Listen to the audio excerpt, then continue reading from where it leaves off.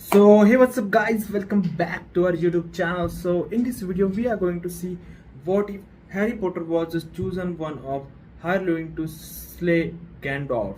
So this will be movie, and if you want more part or more videos like this, then please leave a like, share and subscribe. Also don't forget to check out my other videos on this channel. So make sure to check out my videos and watch till end. Let's let's jump right into the video. The war had ended, but peace had not. That was the truth Harry Potter had discovered in the quiet weeks after Voldemort's fall. The castle still stood, though broken in places where stone had been torn open by curses and giants and fire. The dead had been buried, the survivors had cried until there was nothing left in them but silence. The banners of Hogwarts flew again above repaired towers, and the wizarding world had already begun the slow, ugly process of pretending it understood what sacrifice meant. Harry had learned otherwise. Victory, he found, was not joy. It was exhaustion that sat in the bones and refused to leave. The cheers of the Great Hall were gone now. The handshakes, the grateful looks, the whispered titles. Boy who lived, Savior, Chosen One, had become distant irritations, like echoes from another life. Harry had never wanted them before, and after the battle he wanted them even less. Every corridor in Hogwarts carried a memory. Every ruined arch reminded him of Fred. Every torch, lit passage whispered Sirius, Remus, Tonks, Lupin, Dobby, Snape, too many names, too many ghosts. And still they expected him to know what came next. Harry stood alone that evening on a high, broken stretch of battlement where the night wind swept cold across the stones. Below him, the grounds of Hogwarts lay dark and scarred. The black lake reflected a shattered moon. Beyond it, the forbidden forest loomed like a living wall of shadow, patient and ancient. In his hand rested the elder wand. It looked unimpressive under moonlight. Crooked, strange, skeletal. There was no great pulse of power leaking from it, no obvious sign that it had once passed through the hands of conquerors and murderers, and men so obsessed with death that they had mistaken domination for immortality. And yet it was the most dangerous object Harry had ever touched. His fingers tightened around it. Inside his pocket, wrapped in old cloth, sat the resurrection stone. Around his shoulders was the invisibility cloak, light as breath and older than memory. All three hollows. All three gathered again. Harry hated that. He had not told many people. He had not wanted to.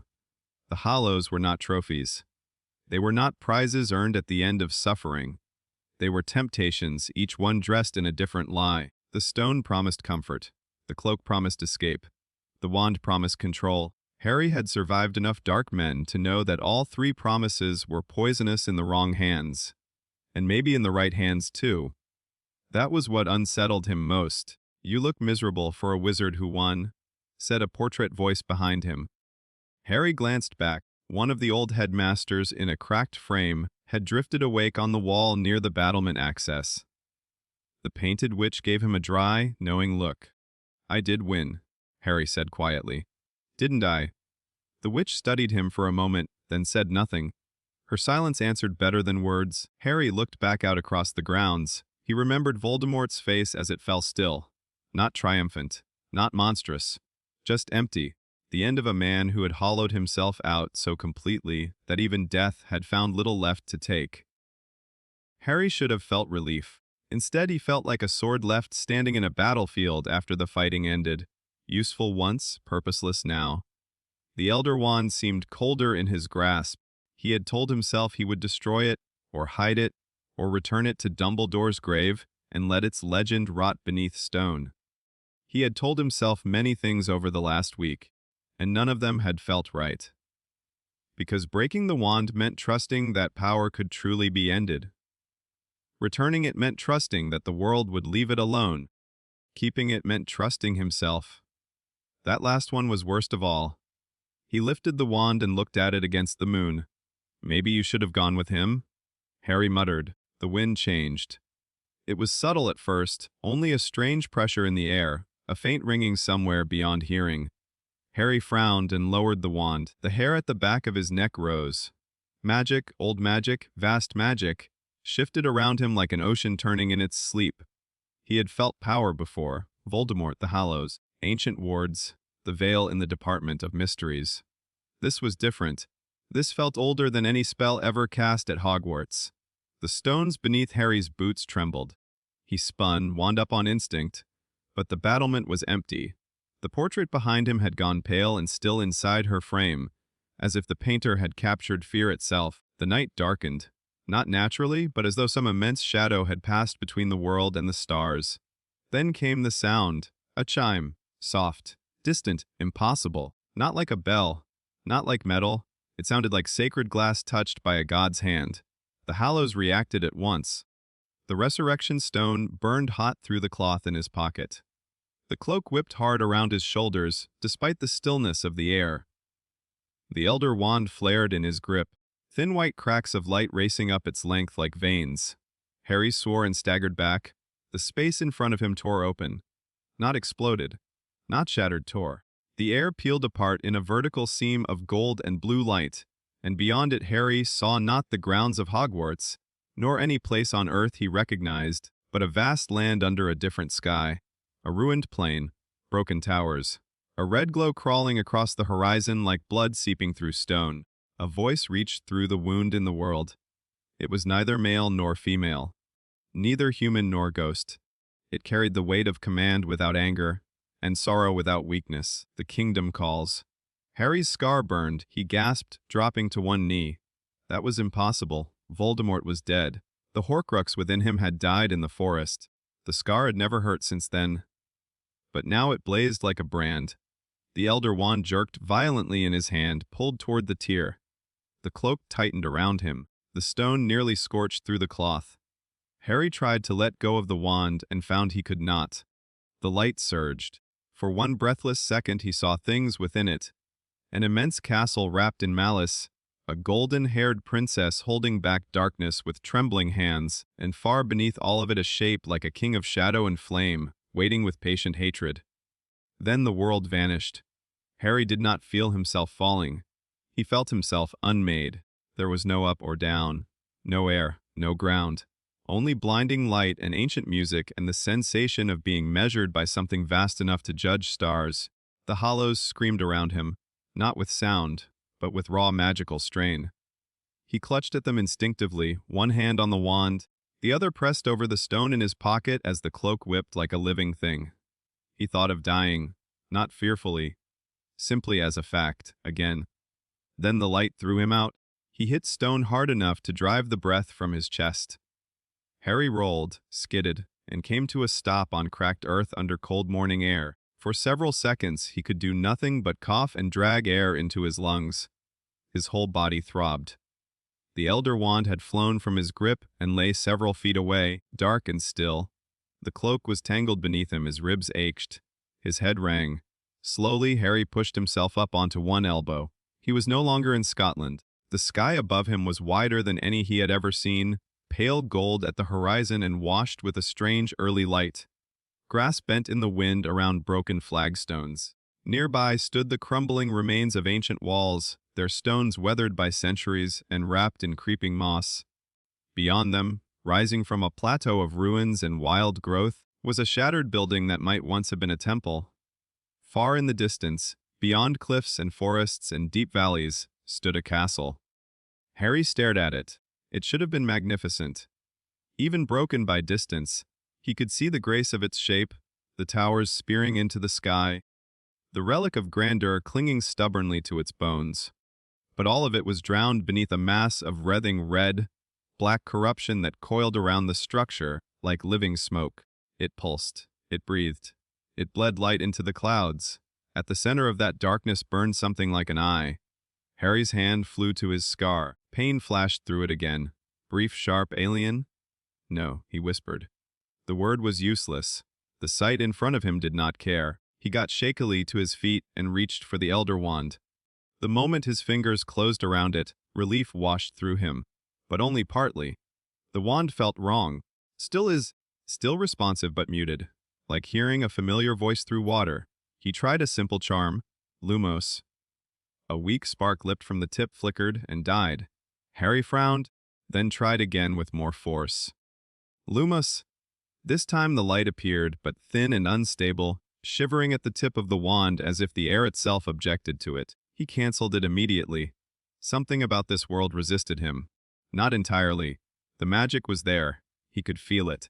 But it did not flow the same way. Hogwarts magic had always felt like language-shaped intent, learned structure, discipline, and force through a focus. This place felt older, broader, as if magic here lived in the land first and only tolerated being borrowed by people. Harry looked around more carefully. The ruins spread across a high plateau cut by cliffs and scattered woods. Strange metal structures jutted from the ground in places. Birds wheeled overhead in silence. A broken arch lay half, buried in flowers. Everything was beautiful in the wounded way old things sometimes were, and over all of it hung a loneliness so complete that it made his chest tighten. No voices, no roads, no smoke from cottages, no distant laughter. Just wind and ruin and that terrible castle on the horizon. Harry swallowed. Well, he muttered to himself, because silence was worse. This is bad. A shriek tore across the plain. He spun. Something was moving between the broken walls to his left. A hunched, fast shape with glowing eyes and skin the color of old clay. It carried a crude club in one hand and wore bits of scavenged armor strapped badly across its body. It was nothing like a troll or goblin or anything from the Forbidden Forest. It looked more like some nightmare idea of a soldier carved from mud and hunger. It saw him. Its eyes flared red. The creature bellowed and charged. Harry lifted the Elder Wand at once. Stupfe! A red jet burst forward, but crooked, weaker than it should have been. The bolt struck the creature in the shoulder instead of the chest. It reeled, stumbled, then kept coming. What? Harry dodged sideways as the club smashed into the stone where he had stood. The impact cracked the flagstone. The thing snarled and swung again with savage strength. Harry ducked, cloak snapping behind him, and sent a hurried depulso into its ribs. The spell landed better this time, throwing the creature back several feet. But not enough. It rolled to its feet with a guttural scream and lunged again.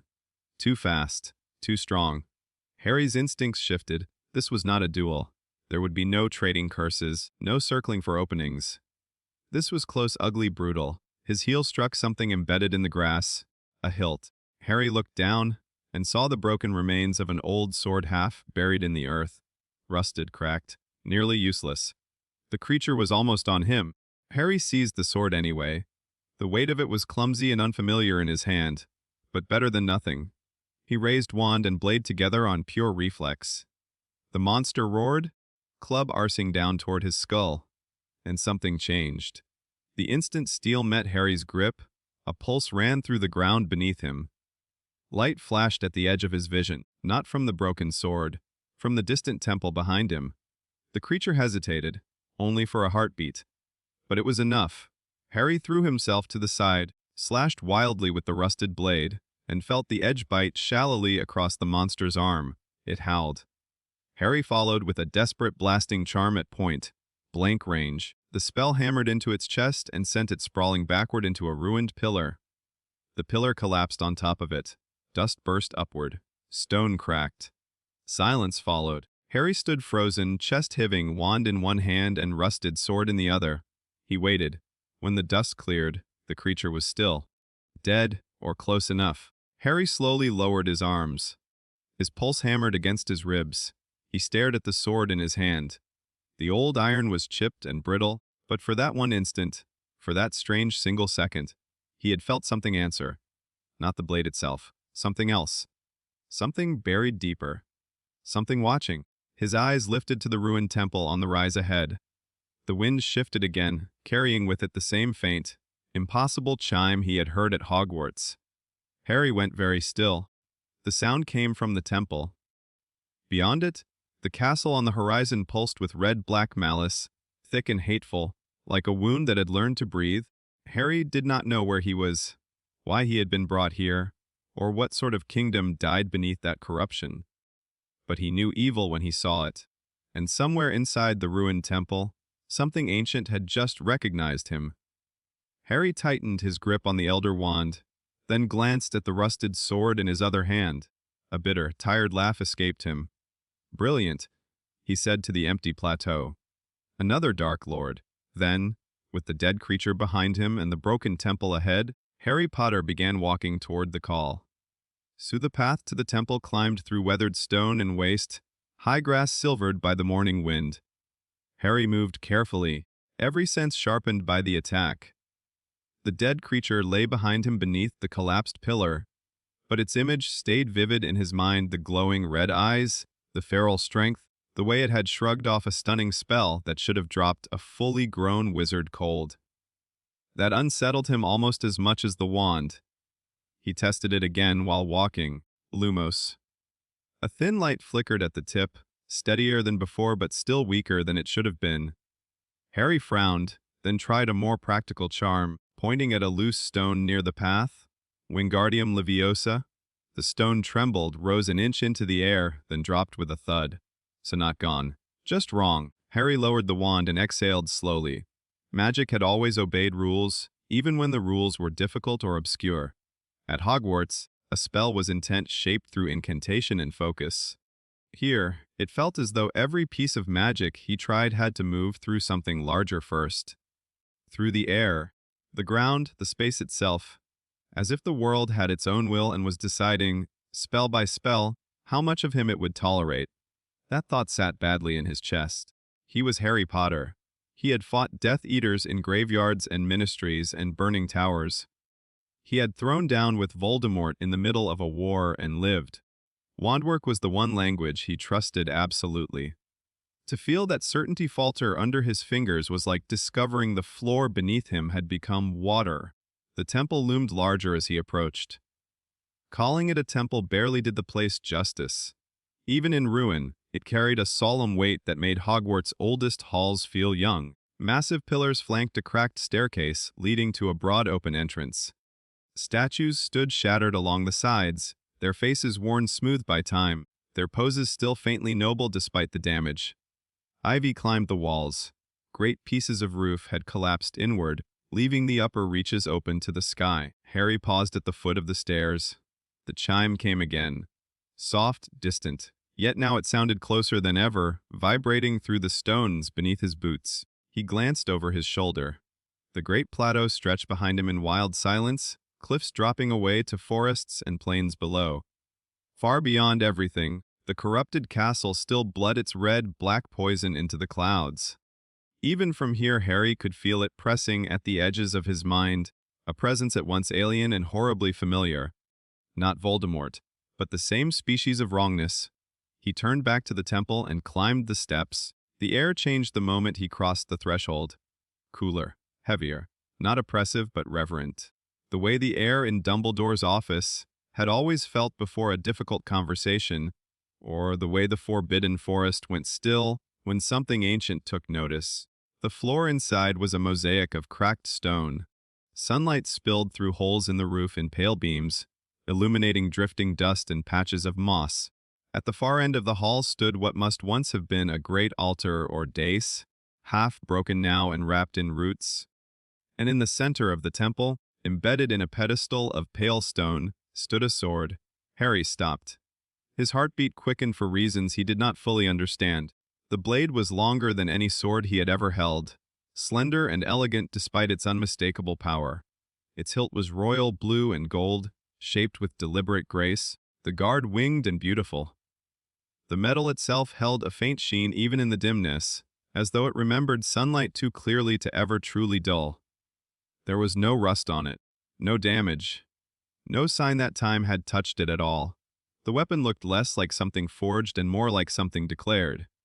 Harry knew at once, without anyone telling him, without needing to ask, that this was the source of the call. He took one slow step forward. The elder wand in his hand twitched.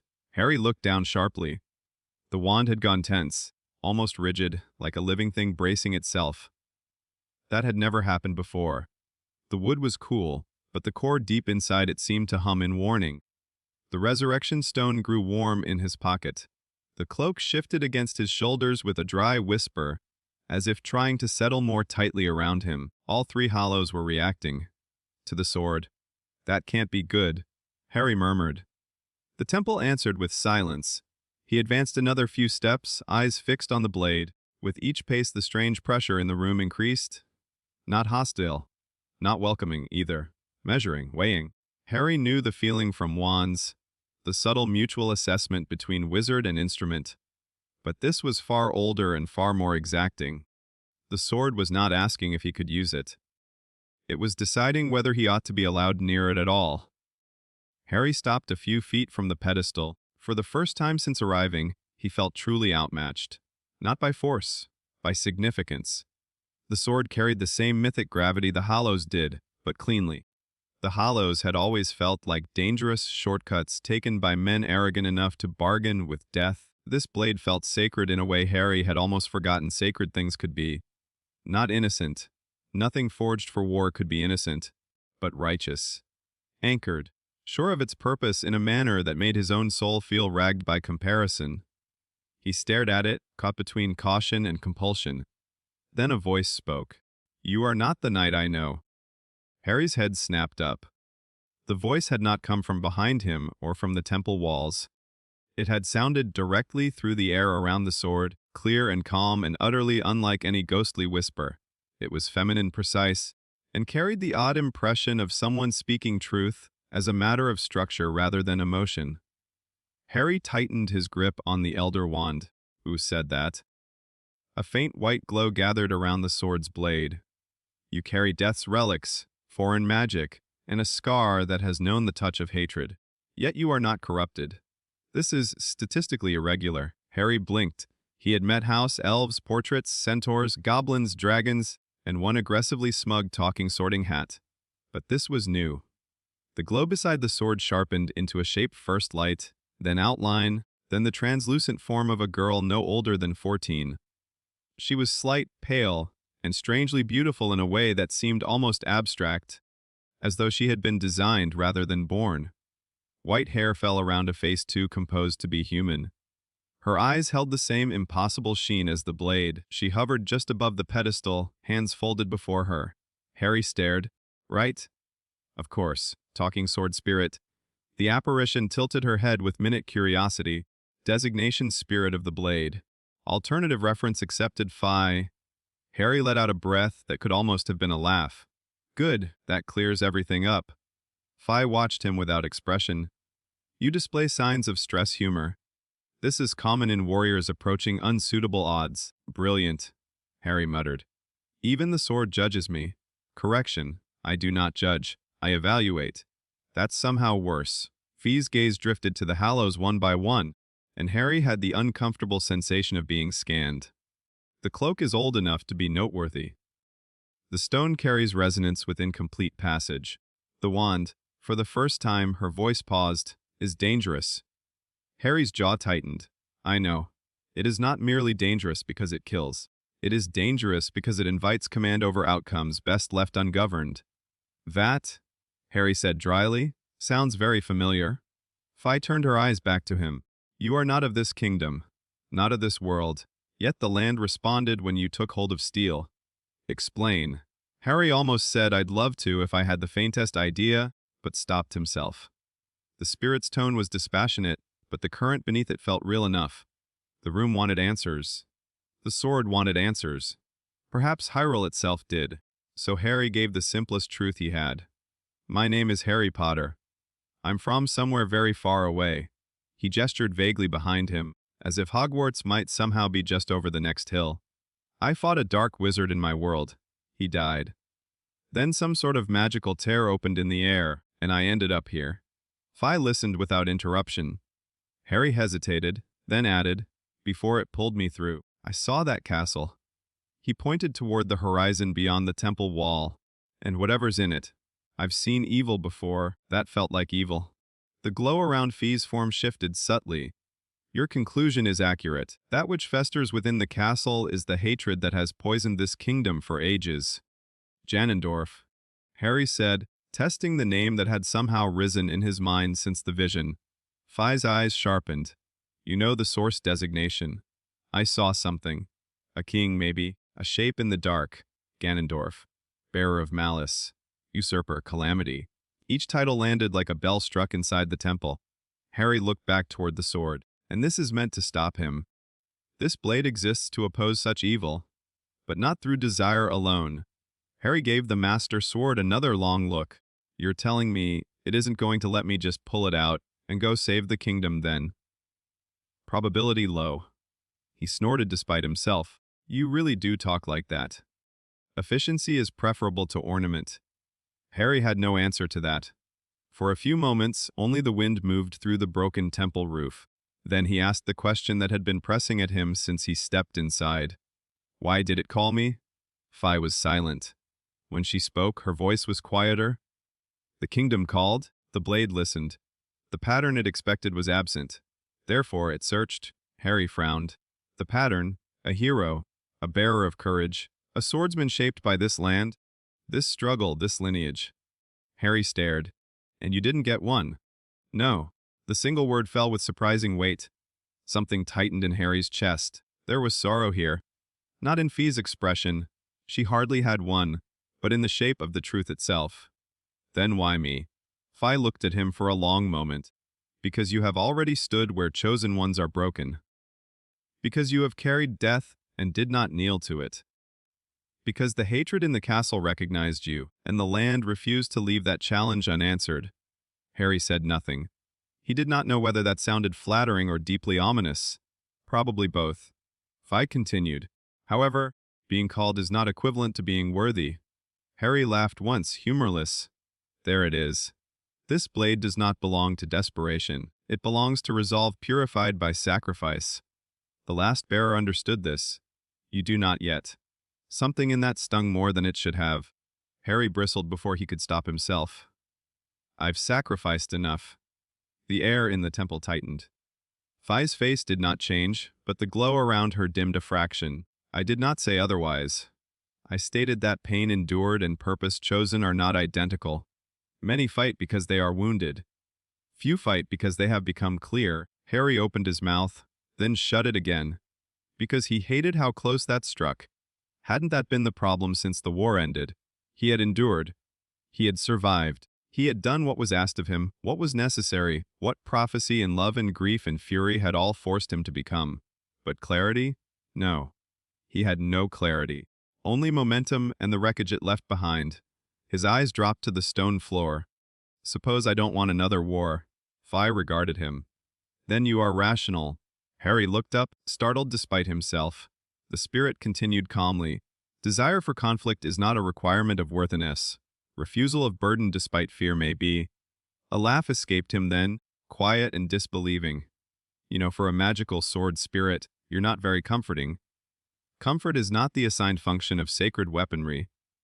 That, incredibly, almost made him smile. Then the temple trembled. Both of them turned at once. A low, distant rumble rolled across the plateau. Dust shook from the cracked beams overhead. Outside, somewhere below the temple steps, a chorus of shrill cries erupted. More of the creatures from before, many more this time. Harry strode to the entrance and looked down. His stomach tightened. At least a dozen monsters were climbing the slope toward the temple. Some were the same squat, red-eyed creatures he had fought already, armed with clubs and crude spears. Others were taller, leaner, with bone, white skull faces and jerking predatory limbs. Several carried bows. All of them moved with frantic purpose, like scavengers scenting blood. And above them, in the sky beyond the plateau, the red-black corruption around the castle surged once like a living pulse. They felt it? Harry said. Fi appeared beside him in a flash of white light. Correct. The blade's active response has drawn hostile attention. Harry swore under his breath. How many more of those things are out there? On the plateau alone. Significant. Across the kingdom. Unfavorable. Very encouraging. The first arrow whistled up toward the temple. Harry deflected it with a wild shield charm. The spell worked, but barely. The shimmering barrier flared thin and collapsed at once. The second arrow clipped the stone arch beside his head. He turned back toward the pedestal. All right, enough testing. Tell your sword I'll prove myself later. Right now I need a weapon. Fi remained perfectly still. Insufficient. Harry stared at her. Excuse me. The blade cannot be drawn by one who has not been accepted. Premature extraction risks rejection. Rejection risks death. Death? Harry repeated incredulously. You couldn't have led with that? I am doing so now. Another arrow struck the doorway.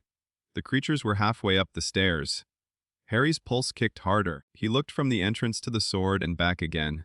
He had no good options. His wand was unreliable. His swordsmanship was non-existent. The rusted blade from outside might survive one decent strike if it was feeling optimistic. And if those monsters got inside all at once, numbers would do what dark magic hadn't managed in years. He met Phi's gaze. Then what am I supposed to do? The spirit lifted one pale hand toward the sword, approached the pedestal. Place your hand upon the hilt. The blade will judge whether your courage is merely reactive or true.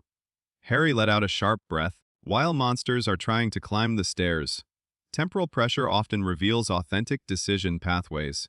You enjoy this, don't you? No. The way she said it made it impossible to tell. Another tremor ran through the temple. A harsh screech sounded just outside as one of the creatures leapt onto the upper steps. Harry looked once more at the doorway, then at the sword. This was insane. But then, so had facing a basilisk with a sorting hat. So had walking into a forest to die. So had half his life, really. He tightened his grip on the Elder Wand, then seemed to feel its wrongness anew. Not because it was weak, but because in this room, before this blade, it felt like the remnant of an older answer. Power through mastery. Victory through command. The kind of magic that bent the world because it could. The sword was asking something else. Harry crossed the temple floor in 3 strides and stopped before the pedestal. The master sword gleamed, still and watchful. Outside, claws scraped stone. Voices shrieked. One of the monsters roared loud enough to shake dust from the rafters. Harry slid the Elder Wand into his belt. He drew a steadying breath and placed his hand on the hilt. The moment his skin touched it, white fire exploded through his arm. Harry gasped and nearly tore his hand away, but could not. Light flooded the temple, pouring from the blade in a blinding column that swallowed the cracked walls and broken roof and morning sky alike. The sounds of the monsters vanished. The cold stone beneath his feet disappeared. For one terrible instant, Harry stood nowhere. Then images crashed into him. A green kingdom under open skies. A princess praying in golden light. A knight in blue, silent and unwavering, drawing this blade against impossible darkness. Fields burning red. A castle drowning in malice. A beast king laughing amid ruin. 100 battles. 1,000 years. The same struggle wearing different faces. And beneath all of it, a question hammered into Harry's soul with merciless clarity. Why do you fight? Harry saw Voldemort in the graveyard. Cedric falling. Sirius behind the veil. Dobby on the sand. Fred in the rubble. Remus and Tonks lying still. Snape bleeding out in the shack. His mother walking toward him in the forest from the Resurrection Stone's pale circle. Dumbledore always asking him to choose. The question burned harder. Not who had he lost. Not what had been done to him. Why did he fight? Because he hated evil. Because he was angry. Because he was too stubborn to die. Because no one else would do it. Because prophecy demanded it. Because people expected it. The light pressed deeper. Harry's teeth clenched. No. He rasped into the brilliance, though he was not sure what he was answering. He saw Hogwarts standing again after the battle. Saw Ginny alive. Hermione alive. Saw children running one day in halls not yet rebuilt. Saw the possibility of mornings untouched by fear. And beyond those he saw Hyrule, broken silent, strangled under a red-black blight. He understood then. Not fully. Not elegantly. But enough. He did not fight because he was wounded. He fought because if people like him stopped, monsters ruled. He fought because somewhere, someone always needed one person to stand and say no. He fought because the dead were gone, and the living still deserved a world. The light shuddered, then receded. Harry crashed back into himself and stumbled, still gripping the hilt. The temple rushed into existence around him all at once. The broken floor, the ruined roof, the cries outside, the rush of wind. The sword remained in the pedestal, but it was glowing now, not rejecting him. Not accepting him either, recognizing him. Harry fell to one knee, gasping, sweat dripping from his brow. His arm felt half numb, half burned. Phi stood before him, brighter than before, her pale eyes fixed on the blade.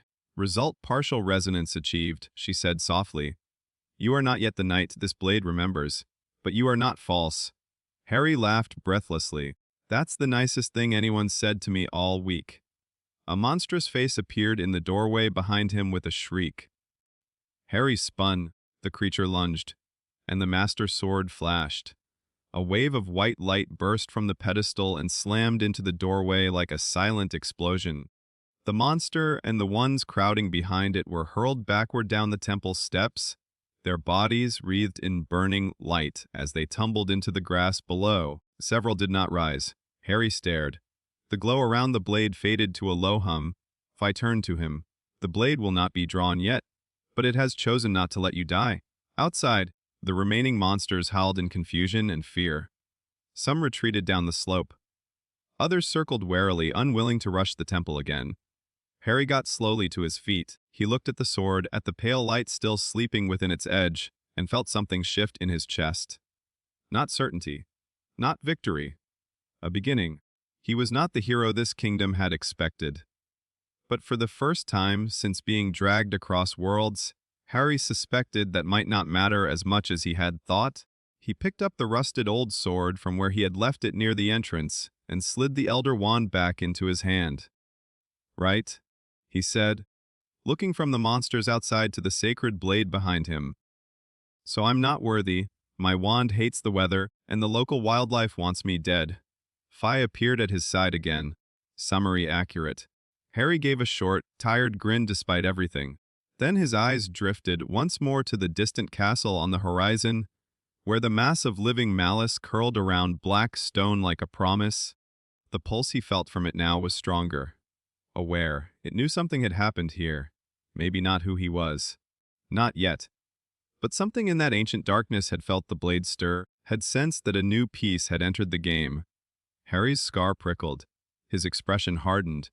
Fine, he murmured to the castle, to the king within it, to the broken kingdom spread under its shadow. You know I'm here now. The wind swept through the shattered temple, carrying the faint, sacred chime of the blade and the distant, hateful throb of corruption. And somewhere far below the great plateau, hidden from sight, the ruined kingdom waited for its stranger hero to descend. The monsters did not rush the temple again. They lingered below the broken stairs in twitching clusters, snarling and pacing through the grass, but none crossed the invisible line where the Master Sword's light had struck them down. A few tried to fire arrows from a distance. Each shaft veered wide or shattered harmlessly against unseen force before reaching the entrance. Harry watched them from behind a cracked pillar, rusted sword in one hand and elder wand in the other. They're afraid of it, he said. Fi stood near the pedestal, her form faint in the daylight pouring through the ruined roof. They are afraid of what it represents. Sacred force is incompatible with corruption at sufficient magnitude. Harry glanced back at the blade. It stood exactly where it had before, calm and gleaming and impossible, as if it had not just hurled half a dozen monsters down the temple steps in a single burst of light. He flexed his burned hand. The pain had dulled to an ache, but the memory of that contact still lingered in his bones. The question still echoed too. Why do you fight? He had answered. Or something in him had. The sword had not rejected him, but it had not yielded either. Harry hated almosts. So what now? He asked. I camp in a ruined temple while your local goblin cousins wait for me to starve. Fi turned her pale eyes toward him. Incorrect classification. The red-skinned entities are bokoblins. The skeletal entities are stalmonsters. Neither are cousins to goblins by biological or cultural metric. Harry blinked. I wasn't being scientific, I noticed.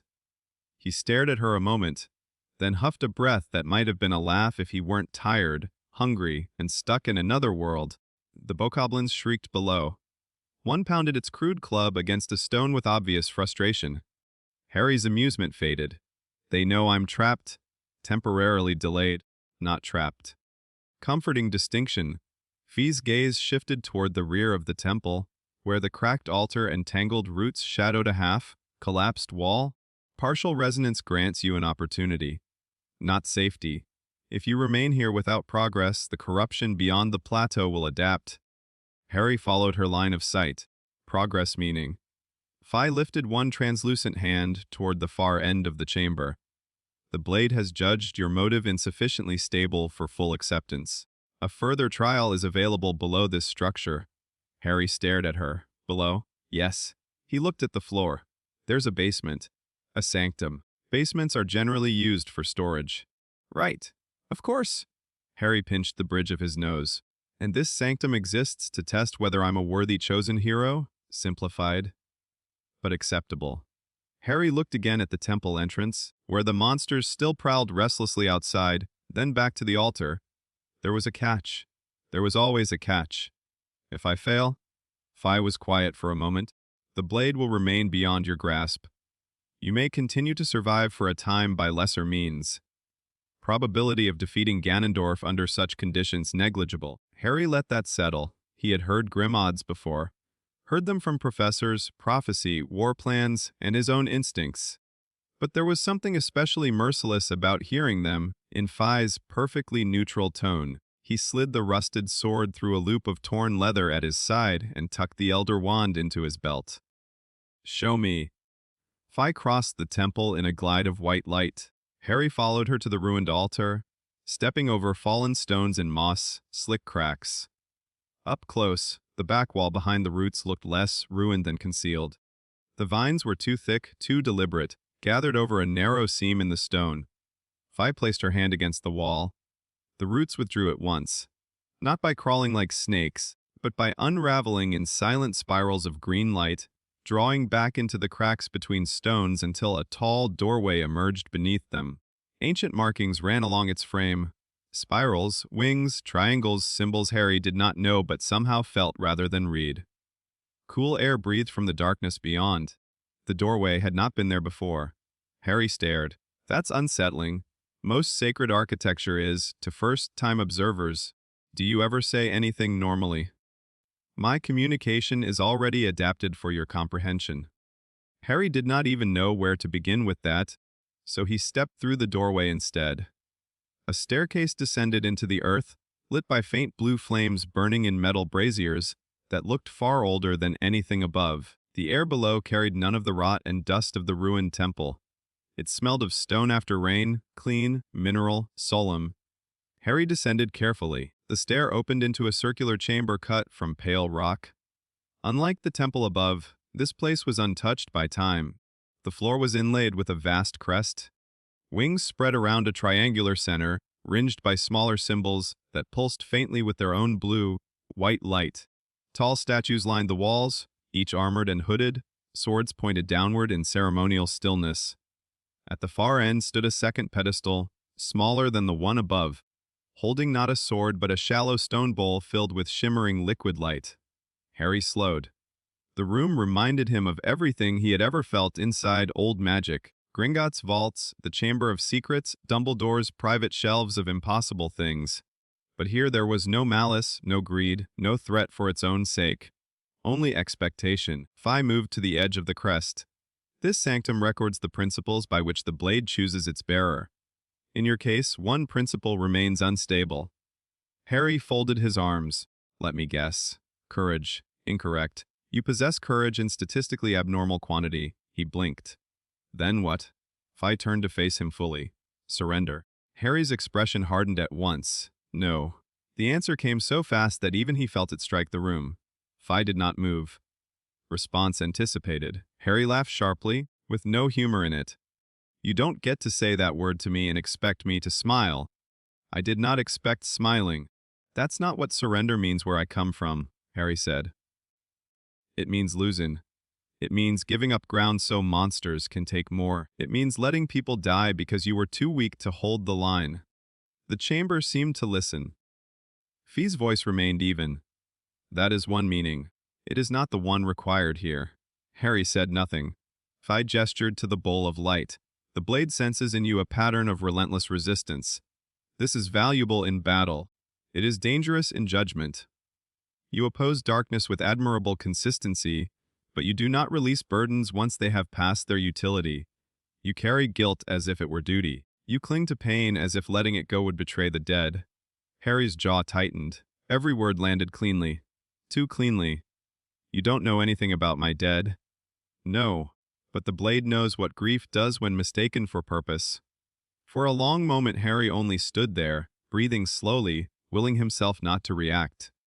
Anger would have been easier. Anger always was. Anger gave shape to helplessness. Anger made motion possible, but Fi was not taunting him. That made it worse. He looked at the bowl. Its surface glimmered with pale gold and silver, like liquid moonlight. What happens if I touch it? You will be shown what the blade still doubts in you. Convenient. Truth often is not. Harry muttered something rude under his breath and stepped forward. The moment his fingers touched the light, the chamber vanished. He was back in the forbidden forest. It was night, cold, silent except for the wind through the trees. Harry froze. The resurrection stone lay in his palm, black and familiar. The snitch was there too, split open against his skin. Ahead of him the trees thinned into that final clearing where he had once walked to die. No. His breath caught. This was memory, but not memory. The air was too sharp, every detail too clear. He could smell damp leaves and old bark. He could hear his own pulse. A footstep sounded behind him. Harry spun so fast his scar flared. Sirius stood there. Not the half-starved, haunted man fresh from Azkaban. Not the grim fugitive of caves and fires and hurried meetings. Sirius as Harry most wanted to remember him. Strong, dark-haired, fierce-eyed, with that reckless warmth living just beneath the surface. Beside him stood Remus. Then his mother, his father. Harry's throat closed. This was crueler than the resurrection stone had ever been. The stone had given him shades. Comfort. These looked real enough to break him. His mother smiled, soft and unbearably sad. Harry, he took a step back instead of forward. No, he whispered. James watched him carefully. You know this isn't us. Harry laughed once, shaking. That helps. Sirius crossed his arms. Does it?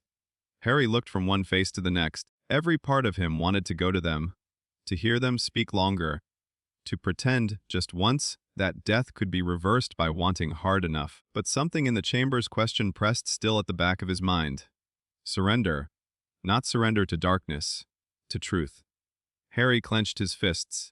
If this is another test about whether I'm willing to die for people, I've already done that one. Remus shook his head. No, this is the one about whether you're willing to live without making a shrine of your pain. Harry went still. His father stepped closer, boots silent on the leaves. You keep choosing sacrifice because it makes sense to you. Because it's clean. Because if you're the one paying, other people don't have to. Harry's face tightened. That's what protecting people is. Sometimes, said Lily. Sometimes it's also control. The word hit him like a curse. No, Harry? Sirius said quietly. And there was no mockery in him now, no recklessness, only brutal honesty. You're good at throwing yourself into the fire. You're terrible at believing the world should still belong to you afterward. Harry looked away. The clearing around them blurred. New shapes flickered at its edges. Cedric, Dobby, Fred, Tonks, Snape, Colin Creevey, faces of war and loss and unfinished grief. Not accusing. That would have been easier. They simply stood there, present in the unbearable way only memory could be. He swallowed hard. If I stop carrying them, who does? His mother answered at once. No one is asking you to stop loving us. James's voice followed hers, steady and impossible. But carrying us like stones won't make you stronger. It only keeps you from setting down your hands long enough to take hold of something new. The forest darkened. Wind rose. Far away, beyond the trees, Harry heard another sound. The deep, hateful pulse of the castle in Hyrule, Ganondorf. A different world. A different war. And yet here he was again, trying to drag the dead with him into battle as if love and guilt were the same thing. His chest hurt. Sirius stepped forward last. You want to know the difference between courage and surrender, he said. Courage is walking into the fight. Surrender is admitting that not every battle has to be paid for with your life to count. Harry shut his eyes. He thought of the Master Sword's light. Of Fi's cold, merciless clarity. Of the way the blade had asked why he fought, not whom he fought for. He thought of Hogwarts after the war, the empty exhaustion of surviving. Of how part of him had almost welcomed being pulled into another broken kingdom. Because at least here he would not have to answer what came after victory. That was the truth, wasn't it? Not the whole truth, but enough? A part of him had preferred endless battle to the terrifying work of living. The realization felt like a blade entering under the ribs. Harry opened his eyes. The shades waited. He looked at them. Really looked, not as anchors, not as excuses, not as wounds he had to keep reopening to prove they mattered. And he understood. The dead did not need him buried with them. They needed him free enough to choose the living. Slowly, with trembling fingers, Harry opened his hand. The resurrection stone lay there. In the forest once, he had clutched it because he needed the strength to walk to death. Here, in this not memory, he understood that what the sanctum demanded was not that he reject the dead, but that he stop using them to make martyrdom feel inevitable. He lowered the stone. "I love you," he said, voice breaking. "But you can't come with me into every war." His mother smiled through tears that were not real and yet destroyed him anyway. "Now you understand." The forest dissolved. Harry staggered back into the sanctum chamber with a gasp, knees nearly buckling beneath him. He caught himself on the edge of the pedestal. The bowl of light was dark now. His face was wet. He was breathing too hard. Fi watched him from across the crest. Result: Harry laughed weakly through the ache in his throat. "You really are the least gentle magical being I've ever met." I have received similar feedback from prior users. He dragged a hand across his face and straightened. His chest still hurt, but differently now. Not hollow. Raw, open. He looked at the small pedestal, then at the statues around them. "So what happens now?" The chamber answered before Fi could. Light spread across the floor crest in racing lines. The statues along the walls lifted their swords as one with a grinding, ancient sound. Harry's hand flew to the Elder Wand on instinct. "Please tell me this is part of the test." It is now. The first statue stepped off its plinth. Stone armor ground against stone limbs. Its eyes lit blue. The sword in its hand gleamed with sacred light as it came forward in perfect silence. Harry backed up a step. "You might have mentioned combat. You respond efficiently under direct threat. Not helping?" The first strike came fast. Far faster than something made of carved rock had any right to move. Harry threw himself aside as the blade slammed into the floor, splitting stone. He ripped the Elder Wand free. Defendo. The cutting curse lashed across the statue's shoulder. Sparks flew. A shallow line scored the stone, nothing more. "Oh, come on." The second statue moved in from the left.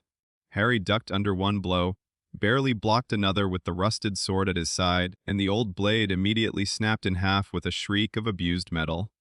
Right. No sword. He rolled backward, came up on one knee, and cast the first thing that came to mind. Prodigo. A thin shield flared before him. The nearest statue's glowing blade struck it, and the barrier shattered like glass, but it delayed the strike enough for Harry to scramble away. These were not monsters. They were disciplined. Their movements were measured, economical, impossible to bait the way a Death Eater might be baited. Harry's duelist instincts kept looking for hesitation, for anger, for human error. There was none. He retreated across the glowing crest, mind racing. The Master Sword was above, still in its pedestal. The Sanctum wanted him to prove surrender, but not passivity, trust, but not helplessness. Then he saw it. At the center of the floor crest, right where the three lines of the triangular symbol met, light was concentrating, gathering into a narrow pillar rising from below, a hilt. Not the Master Sword itself, a construct, a memory of it. Harry understood at once. The statues advanced. He ran for the center. One blade cut toward his back. Harry did not dodge. He threw up both hands and trusted. A burst of white light erupted from the crest and deflected the strike just enough for it to glance off his shoulder instead of cleaving through him. Pain flashed hot and blinding. Harry stumbled but did not stop. He reached the center and seized the hilt of light. Power surged up his arm. Cleaner than before, sharper, controlled. A blade of pale radiance extended from the hilt with a ringing note that echoed through the whole chamber. The statues halted. Harry stared at the weapon in his hand. It was lighter than steel and heavier than meaning. Not the true Master Sword. Permission. A trial blade. The nearest statue attacked again. This time Harry met it. The impact jolted through his whole body. He nearly lost his grip at once. Sword fighting was nothing like dueling. Too immediate, too physical, too brutally honest. But the blade in his hand responded to motion with uncanny grace, guiding angles his body did not yet know. Harry staggered through the first exchange, parried the second by instinct and luck, then slashed low across the statue's midsection. White light cut stone like parchment. The statue split and collapsed. Harry wheeled just in time to stop the next strike. The third caught him from the right, throwing him sideways. He hit the floor hard, rolled, and came up again. The light blade hummed in his grip, not carrying him, not fighting for him, but correcting him just enough to keep him alive. He began to understand the rhythm. Not perfection, never that, but rhythm. Step, turn, deflect. Don't meet force head on if angle will do. Short movement not wide, watch shoulders not blades. Use their certainty against them. The next statue fell. Then another. Harry's breath tore in and out of him. Sweat stung his eyes. His wounded shoulder burned where the earlier strike had clipped him. But with every exchange the panic thinned and something leaner took its place. Not comfort, not confidence, but adaptation. The last statue raised its sword in both hands and came down in a killing arc. Harry slipped inside the strike instead of away from it, exactly as he would have done in a wand duel where proximity ruined a curse's line. His light blade drove straight through the statue's chest. It froze, then shattered into glittering fragments of stone and blue fire. Silence crashed over the sanctum. Harry stood there panting, the blade of light still in his hand, its glow softening now to a steady pulse. Slowly, it faded, leaving only the hilt for an instant before that too dissolved like mist. Fi approached across the broken fragments. Her expression, as always, barely shifted, but the brightness around her had changed. Result confirmed. Harry bent over, hands on his knees. "You," he gasped, "have a terrible idea of acceptable entrance requirements. The blade prefers live candidates to theoretical ones." He laughed despite himself, then winced because laughing hurt. The floor crest pulsed once more. Above them, far above, Harry felt the answering call of the true Master Sword. Fi inclined her head. "The blade's judgment has altered. You are not complete. You are not the hero it once knew. Your swordsmanship is inefficient, your magical integration unstable, and your mortality remains inconveniently high." Harry straightened with a tired, disbelieving look. "That's your version of praise, is it?" "Yes." A small, unwilling grin tugged at the edge of his mouth. Fi lifted one hand toward the stair. "Return to the temple. The blade will permit provisional bond." Harry's smile vanished. "Provisional? You may wield it. Incomplete mastery, limited power output, conditional acceptance. Continued worthiness subject to review." Harry stared. Then, slowly, a different expression took hold, something harder, steadier, almost hungry. Not for power, for possibility. He nodded once. Together they climbed back to the temple above. The chamber looked the same as before. The broken roof, the moss, the empty doorway, the monster still lingering outside at a fearful distance. But the Master Sword no longer felt remote. Its presence filled the space like waiting breath. Harry approached the pedestal. This time when he laid his hand on the hilt, the light did not burn him. It welcomed strain instead. The sword resisted as he pulled. Not in rejection, but in weight, as if centuries of purpose clung to the stone and demanded certainty from the one trying to free it. Harry tightened his grip.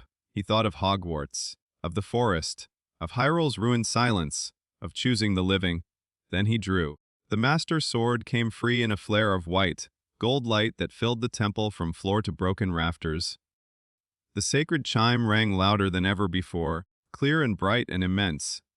Outside, every monster on the slope screamed and fled down the plateau in blind panic. Harry stood at the center of the ruined temple, sword in hand, its light streaming along the edge. The weapon was real, heavy, balanced, alive with restrained force. Not all of it, though. He could feel that instantly. The sword was awake, but not whole in his grasp, like a great fire banked under iron, waiting for a future he had not yet earned. Even so, the moment he held it, a thrill moved through him unlike anything he had known with a wand. Not ownership. Alignment. Fi appeared at his side, her voice softer than he had yet heard it. "The blade of evil's bane recognizes you, Harry Potter of another world. Bear it well." Harry looked down at the shining edge, then at the distant castle bleeding corruption across the horizon. His scar prickled again. Somewhere out there, something ancient had just noticed that the sword had changed hands. Harry lifted the master sword experimentally. Its light ran along the blade like dawn over water. He was not Link. He was not Hyrule's old hero reborn.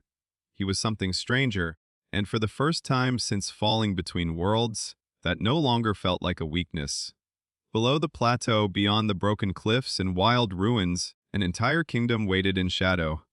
Harry tightened his grip on the sword. "All right," he said quietly. Then he turned toward the temple steps and the vast dead land beyond. It was time to see what he had been chosen to save. The first thing Harry learned after leaving the temple was that carrying a sacred sword did not make climbing down a mountain any easier. The great plateau looked manageable from the temple steps, rolling fields, ruined walls, scattered trees, all framed by distant cliffs. But the moment Harry actually began descending, it became very clear that Hyrule had not been designed with tired foreign wizards in mind. The pathways were broken, the slopes steeper than they looked, and the old stone roads often ended in collapsed sections that forced him through thickets, rubble, and narrow ledges overlooking drops that made his stomach knot. The Master Sword rode at his side in a scabbard Phi had somehow produced from light an old authority. Harry had not bothered asking how. He was rapidly learning that sacred relics in this world simply expected impossible things to be accepted as part of the landscape. The Elder Wand remained tucked into his belt beneath the cloak.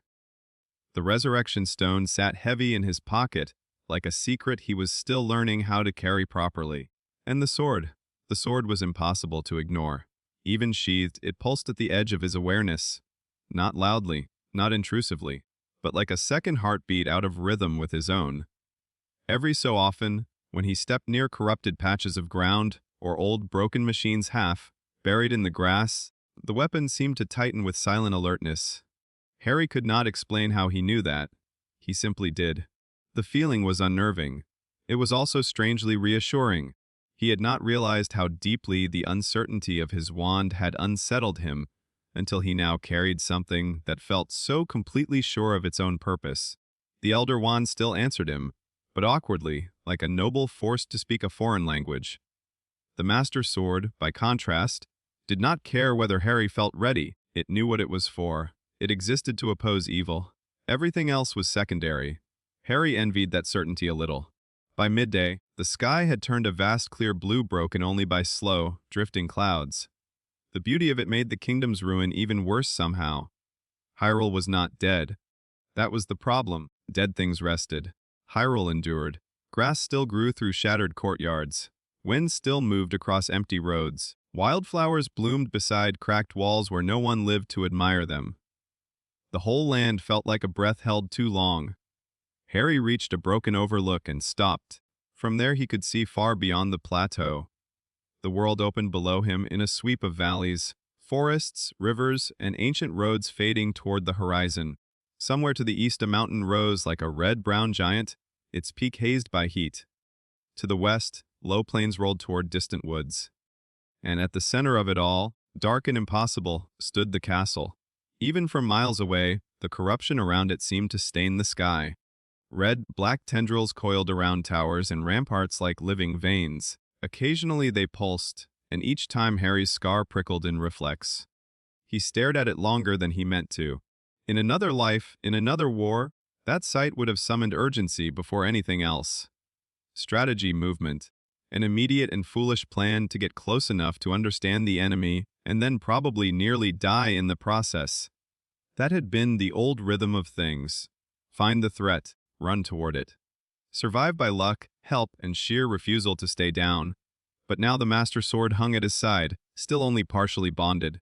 Phi had already made it painfully clear that Harry was neither fully trained nor fully accepted, charging the castle with half, working wizard magic and the swordsmanship of a man who had spent exactly one sanctum trial learning how not to die with a blade seemed less brave than suicidal. Which meant, much to Harry's irritation, that he needed information. That thought had barely settled when Phi appeared beside him in a shimmer of white. "You really do that with excellent timing," Harry said. I appear when relevant. Do you ever appear when irrelevant? Just for variety. No. Harry snorted and glanced again over the land below. You said there were survivors. Correct. Population diminished but extant. Any of them likely to explain where I am, what all of this used to be, and why your local Dark Lord has redecorated the castle in Nightmare. Fi turned her head toward the northeast. A village persists beyond the plateau, relative probability of obtaining basic orientation there favorable. Harry followed her gaze. Far below and beyond the broken edge of the cliffs, he could just make out a cluster of buildings near a winding path and a small patch of green fields. Tiny from here, almost easy to miss. A village, human life, or Hyrule's version of it. The sight struck him harder than expected. Until now this kingdom had been all relic and ruin and hostile creatures. A village meant cooking fires, doors, questions. People who had gone on living in the shadow of that castle because there had been no choice but to do so. It made the whole thing real in a new way. Not mythic, not distant, immediate. Harry shifted the scabbard at his side. That's where I'm going then. Fi's eyes moved to the cliff line dropping away below the overlook. Descent will require non-standard traversal. Harry looked down. Then down further. The path ahead had once been a proper road. Now it ended in a broken ledge above a steep drop scattered with boulders and scrub. There were lower shelves and slopes, but no obvious stair. Nothing even remotely sensible, really. Harry exhaled. Hogwarts had moving staircases, murderous forests, and giant spiders, and somehow this still feels like a personal insult. Fi studied the cliff. There are multiple descent vectors. Several are survivable. Survivable isn't inspiring. It is adequate. Harry turned to object, then noticed something half hidden in the grass near a ruined wall further down the path. A chest. He approached it cautiously, hand falling to the master sword's hilt. The thing was made of weathered wood banded with metal, ancient but intact. No curses leapt out at him, no screaming alarms, no trapped glyphs, at least not any he recognized. He tried the simplest method first and lifted the lid. Inside lay a folded bundle of cloth, a pair of sturdy leather bracers, and what looked like a compact round shield with faded blue paint across its surface. Harry stared. Did Hyrule leave me a care package? Fi drifted closer. Plateau reserves. Functional. Meaning. The previous structures of this land occasionally provided for anticipated need. Harry looked at her. Your kingdom prepared spare equipment in random chests in the wilderness. Your phrasing is inelegant, but not inaccurate. He shook his head and lifted the shield out. It was lighter than he expected, reinforced but not overly large, sized for mobility rather than heavy defense. The faded crest on its face was nearly worn away, but it still carried a kind of battered dignity. Harry strapped it to his forearm experimentally. The weight settled awkwardly at first, then not so badly. The bracers fit too. The cloth proved to be a heavier outer tunic and scarf better suited to travel than the torn, smoke-stained remnants of his post-war Hogwarts clothes. By the time he finished adjusting everything, he looked less like a wrecked student and more like a stranger trying very hard not to admit he had no business in a fantasy kingdom. Progress in its way. With the shield on his arm and the master sword at his side, Harry found a narrow trail angling downward along the cliff face. The descent was ugly, full of loose gravel and moments where he had to brace himself against rock, while the wind tried to persuade him to reconsider every decision he had made since waking up in Hyrule. Once a section gave way beneath his boot and sent stones rattling into the abyss. Another time he nearly lost his footing while trying to navigate around a dead tree grown out of the cliff wall. He missed brooms terribly. By the time he reached the lower slopes, his legs ached, his hands were scraped, and his patience had worn thin enough that he briefly considered trying apparition just to see whether the world exploded or merely disapproved. Fortunately, a fresh set of problems arrived to distract him. He spotted smoke first. Not village smoke, too dark, too low to the ground. Harry crouched behind a boulder and peered down into a small hollow between the hills. A crude camp had been erected there from scavenged timber and stretched hides. 3 bokoblins prowled among cages, cook fires, and a pile of stolen crates. One gnawed on something over the flames. Another was arguing with the third in a snarling stream of noises Harry was grateful not to understand. And in one of the cages sat a man. Harry's focus sharpened at once. The prisoner was older, perhaps in his 50s, bearded, broad-shouldered despite his slumped posture. His clothes were travel-worn, and one sleeve had been torn bloody at the arm. He was awake, though, glaring at his captors with the exhausted fury of someone not yet willing to die politely. Harry felt something cold settle into place inside him. He had not come to Hyrule looking to play hero on instinct again, but some things did not require a prophecy. He glanced at Phi. How good are bokoblins at noticing subtle infiltration? Poor when unsupervised. Improved by group agitation. Useful. And if I use the sword? The Master Sword will perform effectively against corrupted targets. Your technique, however, remains under development. Harry sighed softly. You really have a gift. He studied the camp again. 3 bokoblins. 1 prisoner. Open terrain, no obvious archers. A direct charge might work, but only if the monsters folded quickly. Otherwise, the prisoner could get hurt in the chaos. Better to do this the old way. Harry slipped the cloak from his shoulders and drew it over himself. Immediately the world seemed to narrow, the familiar hidden pressure settling around him. But the cloak felt odd here, too. Not weaker, exactly, but more fluid. The fabric seemed to drink the light of Hyrule differently than it had ever drunk torchlight at Hogwarts. For a moment Harry thought he saw the edges of it blur into the air like smoke. Phi watched him with unusual attention. That relic resonates strongly with this world's shadow boundaries. Harry looked down at himself. Or rather at the empty space where he ought to be. You mean it's working? I mean the cloak is more than invisibility here. Exercise caution. That was not remotely alarming. He crept down the slope. The first bokoblin never saw him. Harry slipped behind it and brought the edge of the shield hard into the back of its skull. It dropped with a grunt and sprawled face, first into the dirt.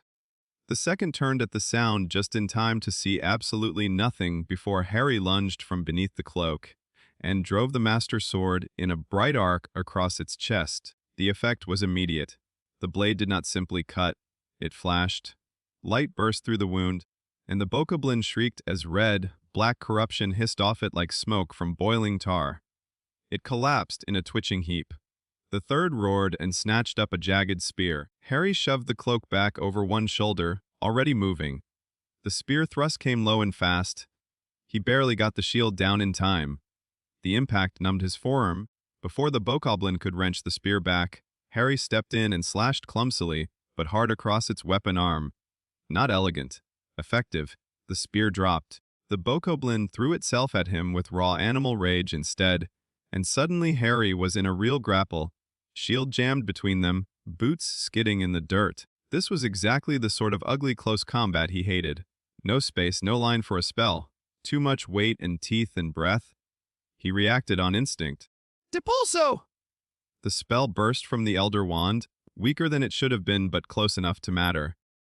The bokoblin flew backward into the cookfire, scattering sparks and half-burned wood. Harry didn't waste the opening. He closed and drove the Master Sword downward in a clean two-handed strike. The creature convulsed once, then went still. Silence fell over the camp. Harry stood breathing hard, sword lowered, shield trembling slightly on his arm. 3 monsters down, a live prisoner, manageable. That felt almost suspicious. Then the man in the cage barked, "If you've finished making an entrance, perhaps you'd like to let me out before more of them arrive." Harry turned. The prisoner was staring at him with wide, bloodshot eyes, clearly torn between gratitude and profound confusion.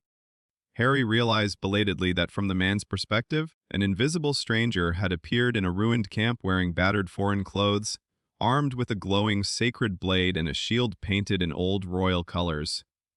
Not subtle. Harry stepped to the cage and inspected the lock. Simple metal clasp. No key visible.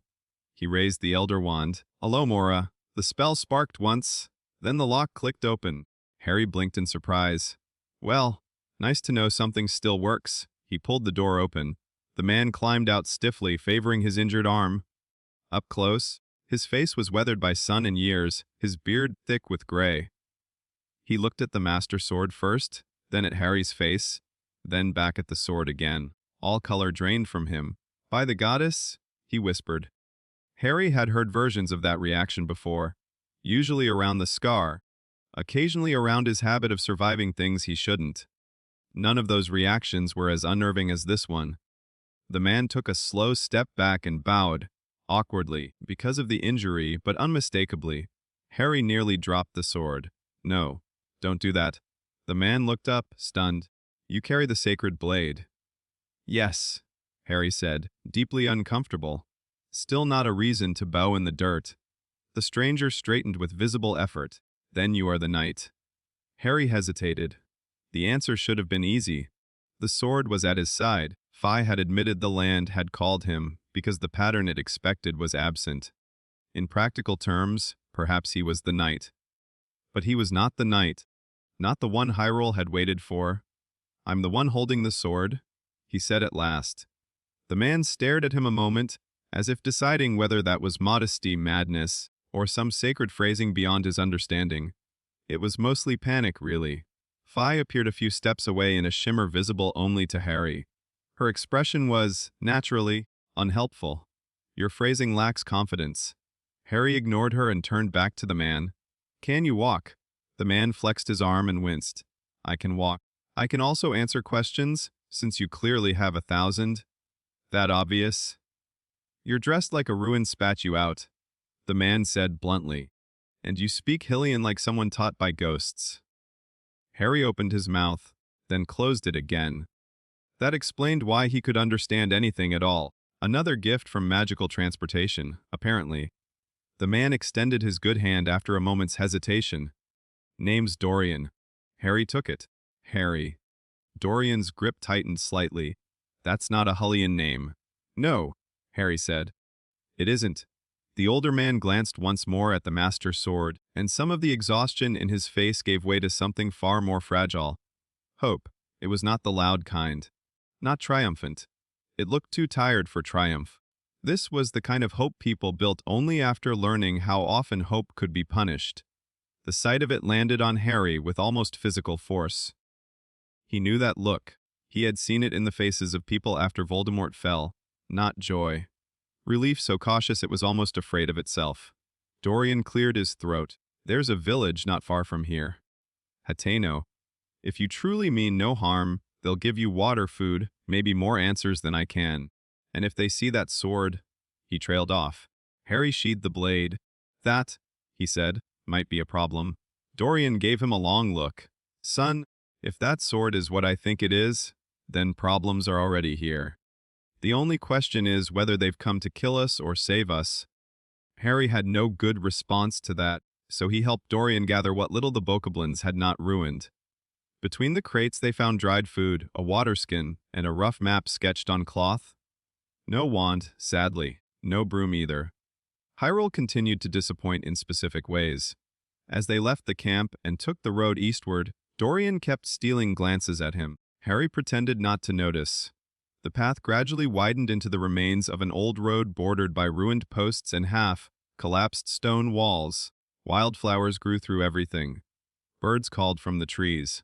Once far off, Harry spotted something enormous moving through the grasslands, a shape too distant to identify, towering and slow. He decided not to ask.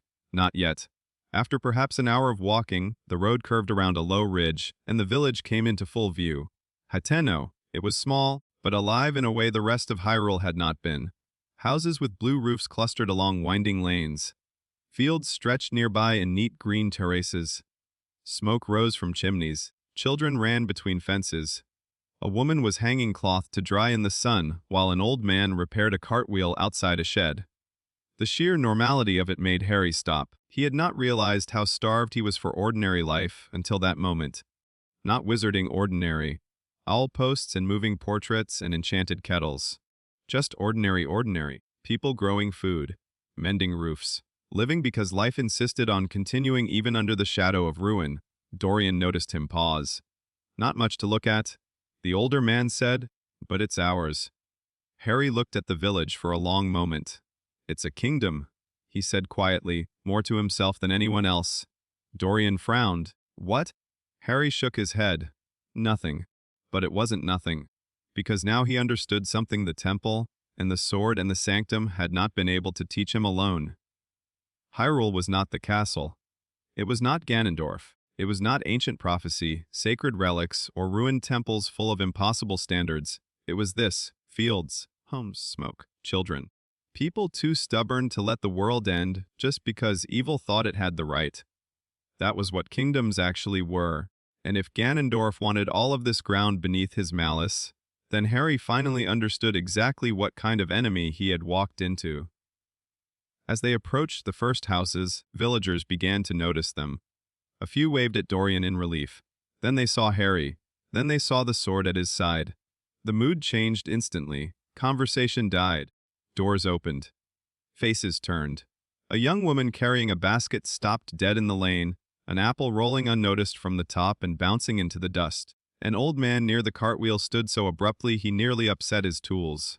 Two children peering around a fence fell utterly silent. No one screamed. No one ran. They simply stared. Harry had been stared at all his life. At school, in Diagon Alley, in newspapers, in courtrooms and battlefields and train stations. But this was different. There was no recognition of him personally in their eyes. No scar lore. No gossip. Only the sword. Only what they thought it meant. Dorian stepped slightly ahead, raising his good arm to calm the growing tension. "He's no enemy," he called. "He cut me free from bokoblins on the East Road." Murmurs rippled through the nearest villagers. One of them, a stern-faced woman in travel leathers with a spear on her back, moved to the front of the gathering. Her eyes went to Harry's face, then the scabbard, then the shield on his arm. When she spoke, her voice was steady, but he could hear the strain beneath it. "State your name, traveler." Harry hesitated, not because he did not know it, because names had weight, and this one had followed him through too many worlds already. Still, there was no point hiding. "Harry," he said. "Harry Potter." The woman frowned faintly at the foreignness of it, then asked the more dangerous question. "And by what right do you carry that blade?" Silence closed over the lane. Even Phi, hovering unseen at the edge of the street, said nothing. Harry felt the eyes of the village on him, felt the Master Sword's still presence at his side, felt, beyond it all, the distant corrupted castle like a wound watching from the horizon. He could lie. He could try to soften it, duck it, call himself a messenger or a guardian or something vague enough to postpone the truth. Instead, he answered the only way he could. "I was chosen by a kingdom that didn't have anyone else." The words landed harder than he intended. The stern-faced woman's expression changed. Not softened, exactly, but cracked open by surprise. Around her, several villagers exchanged looks heavy with fear, hope, and disbelief so old it seemed almost sacred. Dorian bowed his head. Someone whispered a prayer. Harry stood in the middle of Hateno village with another world's sword at his side and felt, more sharply than ever before, just how alone he was in this role. Not because no one stood around him, because all of them were already starting to believe. And belief, Harry knew too well, could be heavier than any blade. Hateno village did not know what to do with him. Harry understood that almost immediately. He was given water first, because even stunned people still understood practicality. Then a seat outside a stone, and woodhouse near the center of the village, because no one seemed willing to decide whether the stranger with the sacred blade belonged indoors yet. Dorian was taken to a healer with many apologies directed half at him and half at the goddess. The stern-faced woman with the spear remained nearby, arms folded, watching Harry as though he might either save the village or accidentally explode it. Possibly both. Children were the boldest. They gathered first at a distance, peering around corners and fence posts, whispering to each other with all the subtlety of a first-year gossip circle. Harry caught fragments. The sword. "Do you think he's really? He doesn't look like the old paintings. He looks tired." That last one, Harry thought, was particularly unfair. An old woman finally approached with a clay cup and a plate of bread, roasted vegetables, and something that looked like spiced mushrooms. She set them down beside him with steady hands and gave him a long, measuring look. "You eat before questions," she said. Harry blinked. "That's surprisingly merciful." "It's not mercy," the woman replied. Hungry men answer foolishly. She walked away before he could thank her. Harry looked down at the meal. He had eaten in many strange places in his life. School feasts under enchanted ceilings, ministry offices, tents in war, the Burrows kitchen with Molly pressing seconds on him like love made edible. Yet this simple plate of village food, offered in a place that did not know him and did not owe him anything, struck deeper than most. He had crossed worlds. He had drawn a sacred blade from a kingdom's ruined heart. He had fought monsters on a dead plateau, and still the first true kindness Hyrule offered him was lunch. He ate quickly. The bread was dense and warm, the vegetables smoky and sweet, the mushrooms seasoned with a flavor he couldn't name, but immediately trusted. By the time he finished, some of the tightness in his chest had eased. Exhaustion still sat in his muscles, but it was now the ordinary exhaustion of having walked too far and fought too hard, instead of the hollow kind that followed nightmares. The stern-faced woman waited until he drained the last of the water before stepping forward. My name is Errol, she said. I keep watch on the Eastern Road. Harry nodded. Harry. I know. Something about the way she said it suggested his name had already spread through the village with unnatural speed. Not surprising. He doubted Hateno got many foreign sword-bearers. Arl glanced down at the scabbard resting against his chair. You said the kingdom chose you because it had no one else. Harry leaned back slightly. That's the shortest version, then give me the longer one. There was no accusation in her tone now. Only caution. Responsibility. The sort Harry recognized in professors, order members, and anyone used to cleaning up after other people's disasters. So he gave her the truth, or as much of it as he could without sounding completely mad. He spoke of another world, another war. A dark lord brought down at terrible cost. The Hallows, the tier in the air above Hogwarts, waking on the Great Plateau, the ruined temple, though he was careful about that part because he already suspected. The sword has a spectral administrator, would complicate matters. He described the monsters, the trial, the blade, and the sense.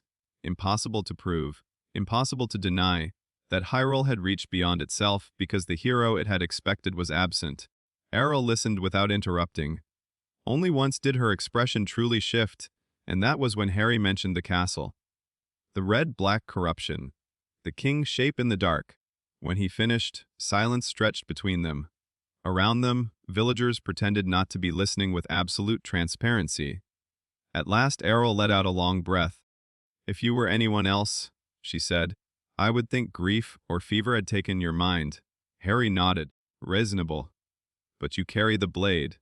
That, Harry said, is becoming the answer to a lot of things here. Errol's gaze softened by a fraction. In Hyrule, it usually is.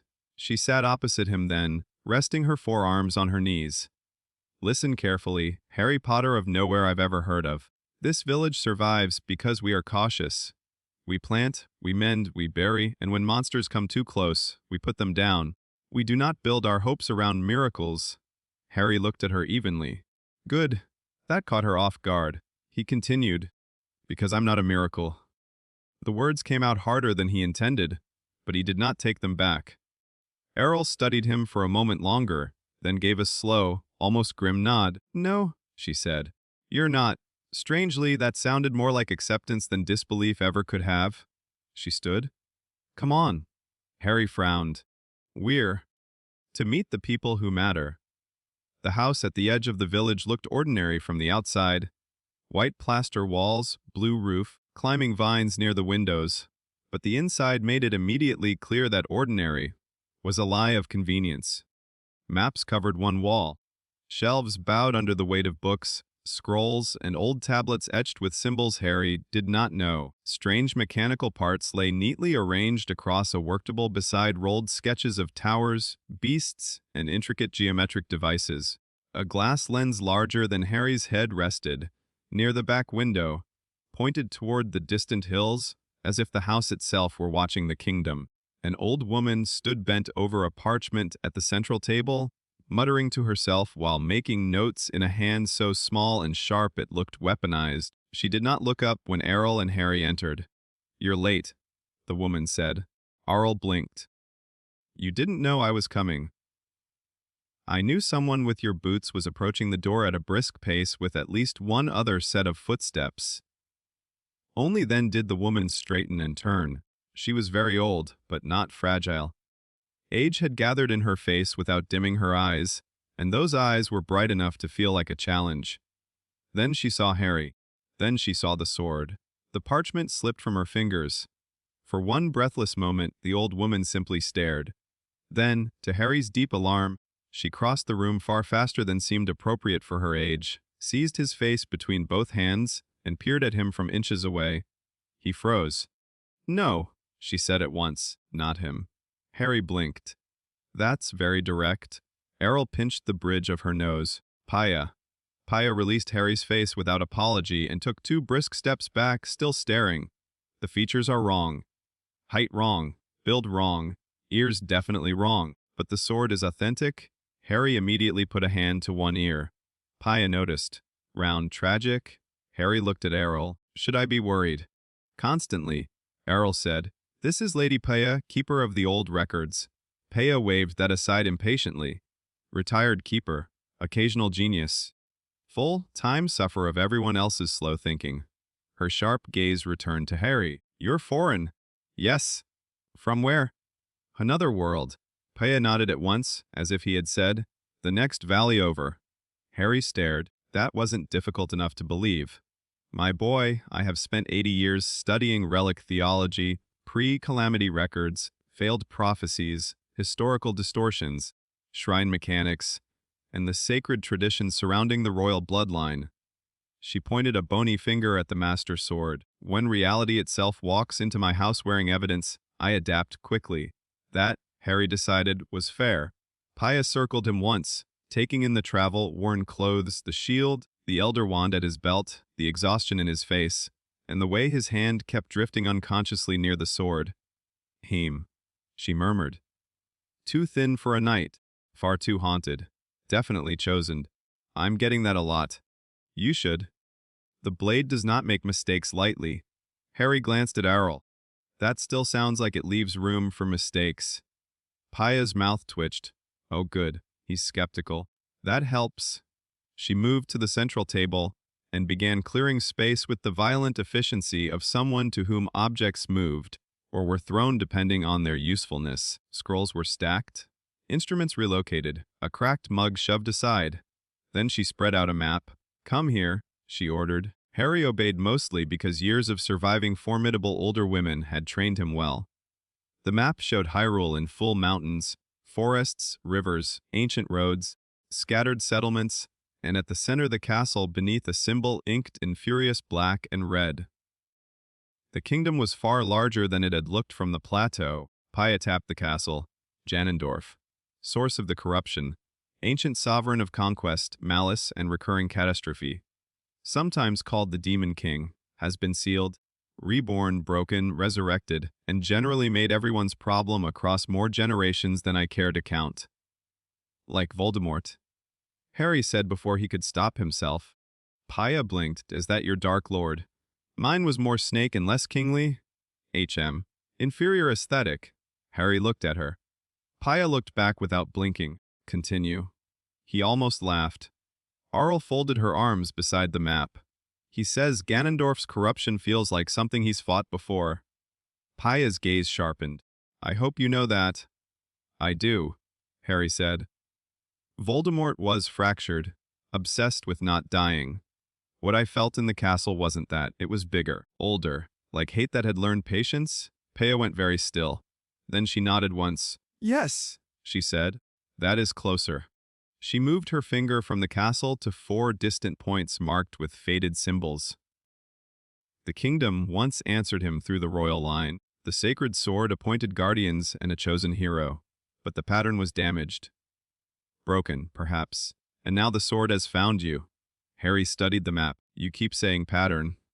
"Because history loves repeating itself?" Paya replied. "Until someone breaks its hand." That landed. Harry looked down at the castle again. "And you think that someone is me?"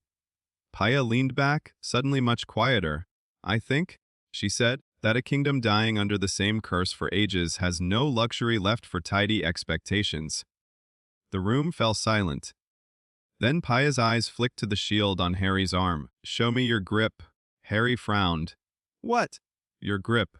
On the sword. He hesitated, then unsheathed the master's sword and held it as naturally as he could. Paya winced. Errol actually muttered, "Oh, goddess." Harry looked between them. "What?" Paya pinched the bridge of her nose with 2 fingers. "You fight like someone who won every previous battle by ignoring good sense and improvising harder than the laws of probability should allow." Harry opened his mouth, then closed it, because that was offensively accurate. Errol stepped forward and took the sword from him with the ease of someone who had spent years drilling with real weapons. She flowed into a simple guard position, shield arm imaginary, but obvious in the alignment of her body, weight balanced, sword angled to threaten without overcommitting. "This is a stance," she said. She handed the blade back. Harry tried to imitate it. Errol stared. Paya closed her eyes briefly, perhaps in prayer or grief. "Right," Harry said. "That bad?" "It's not bad," Errol said carefully. "It's uncommitted chaos pretending to be readiness." "That sounds worse." "It is." Paya leaned both palms on the table. "There it is, then. The kingdom reached across worlds for a hero, and the hero it found does not know how to stand properly." Harry sheathed the sword with more force than necessary. "I'm very glad everyone's enjoying this." To his surprise, Paya's expression softened. "We're not laughing at you, boy," she said. "We're frightened for you." "There's a difference." That took some of the heat out of him at once. Arl looked toward the door. "Training yard?" Harry frowned. "Now." "Yes. I walked down a mountain, fought monsters, got kidnapped into theology, and found out my sword posture offends the elderly." "You also lived," Arl said. "Which means today is already unusually generous." Paya pointed at the door. "Go learn to stop dying inelegantly."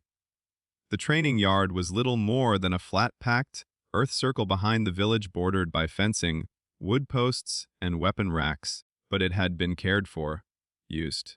The sort of place where routine survived because routine itself was a form of defense. By the time Harry and Errol reached it, a handful of villagers had quietly gathered along the edges. Not many, just enough to ensure privacy was impossible. Wonderful. Errol took down a plain practice sword and a round training shield from the rack. She tossed the sword to Harry. He caught it awkwardly. "Use that," she said, "not the master sword." Harry glanced at the wooden blade. Insulting. Necessary. She strapped on her own shield and selected another practice sword. Unlike Paya, she did not waste time on dramatic commentary. "Again," she said, taking up her stance. "Show me how you fight." Harry set his feet, lifted the practice sword, and instantly knew it still looked wrong. He had spent years dueling, years learning to read shoulders, wrists, breath, hesitation. But a wand was an extension of intent. It asked for precision of direction, not commitment of body. A sword demanded the opposite. The whole frame had to speak at once. Legs, hips, spine, shoulders, grip, balance. Every weakness was physical and immediate. "Ready?" Errol asked. "No," Harry said honestly. "Good. That's the correct answer." She attacked. Not hard. Not fast. Just direct. Harry tried to parry and got his angle wrong. The wooden blade cracked against his wrist and jolted pain up his arm. He hissed. Arl reset. Again. The next exchange went worse. Harry retreated too far, crossed his feet, and took a flat strike to the shoulder hard enough to spin him half around. The villagers watching made sympathetic noises that did nothing for his dignity. Again. Again. Within minutes, Harry discovered several humiliating truths. First, sword fighting was exhausting in a way magic rarely was. Every correction lived in muscle and bone. Every mistake punished him physically. Secondly, shields were far more useful than he had ever appreciated. Also far more annoying. They got in the way until suddenly they were the only reason your face remained attached. Third, Errol was being kind. She was not trying to beat him. She was trying to stop him from embarrassing the concept of armed defense. At last she stepped back and lowered her sword. Enough. Harry bent forward, hands on knees, breathing hard. Sweat ran down the back of his neck. His palms already ached. "That?" he said between breaths, was deeply unpleasant. Errol nodded. You rely on reaction instead of structure. That sounds like a fancy way of saying I panic efficiently. It means you survive by instinct, she said. That's useful until you meet someone stronger than you, faster than you, or disciplined enough to exploit it. Ganondorf, Harry thought immediately. Errol continued, You also think of your weapon as the source of the strike? Harry straightened slightly. Isn't it? No, your feet are. She stepped forward and tapped his front boot with her own. You are not dueling at a distance. You are transferring force through ground, hip, shoulder, arm, edge. If your stance is weak, your strike is weak. If your balance is wrong, your defense breaks. If your feet lie, the rest of you dies. Harry wiped sweat from his brow and gave her a long look. You make sword fighting sound aggressively philosophical. It's farming with consequences. That almost got a laugh out of him. Arl circled him once, then repositioned his legs with sharp nudges from her boot and one impatient shove to his shoulder. Here, shield closer. Sword not so high. If you lift your elbows like that, you might as well hang a sign around your ribs inviting entry. Harry adjusted. Better? She said. Still ugly, but better. For the next hour she stripped his fighting down to basics. No clever tricks, no bursts of brilliance, no heroics. Just stand. Breathe step. Guard, do not overreach. Do not swing from the shoulders. Do not stare at the blade. Do not flinch from contact. Let the shield take what the body should not. Harry hated how much of it made sense only after she forced him to do it 20 times. The yard slowly blurred into repetition. Dust beneath his boots. Thud of wood on wood. Arl's constant corrections. Villagers drifting in and out, sometimes watching openly now, sometimes offering water, sometimes pretending they had only passed by coincidentally for the 4th time. And little by little, something changed. Not mastery. Not even competence, if Harry was being honest, but his body began to understand a few things before his mind did. A cleaner angle on a parry. The way a shield turned force instead of simply meeting it. The usefulness of short movement. The danger of wide, emotional strikes. At one point Errol attacked low, then high, then drove straight in toward his center. Harry's first instinct was to jump back. Instead, remembering the sanctum, he stepped slightly left, let the shield catch and deflect, and turned his practice sword inward with just enough control to place the wooden edge against Errol's ribs. Both of them froze. Errol looked down. Then at him. Harry blinked. Yes, she said. That was correct. The approval in her voice was small. It hit harder than praise had any right to.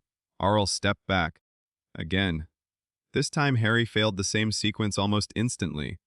Still, the moment stayed with him. By the time the sun had begun sliding lower across the village rooftops, Harry's arms felt like wet sand, and his shoulders like they had been beaten with stones. Arl finally called an end. He lowered the practice sword and nearly dropped it. I can't feel my hands. That means they've been introduced to honest work. That's a terrible sentence. Errol handed him a water skin. Drink. He did. Cool water ran down his throat and seemed to vanish on contact with exhaustion. He sat heavily on the edge of the training yard fence, wiping sweat from his face with the back of his wrist. For a while neither of them spoke. Then Errol said, You learn fast. Harry glanced up. She stood with her practice sword resting across one shoulder, posture still infuriatingly straight despite hours of instruction. I'm still awful.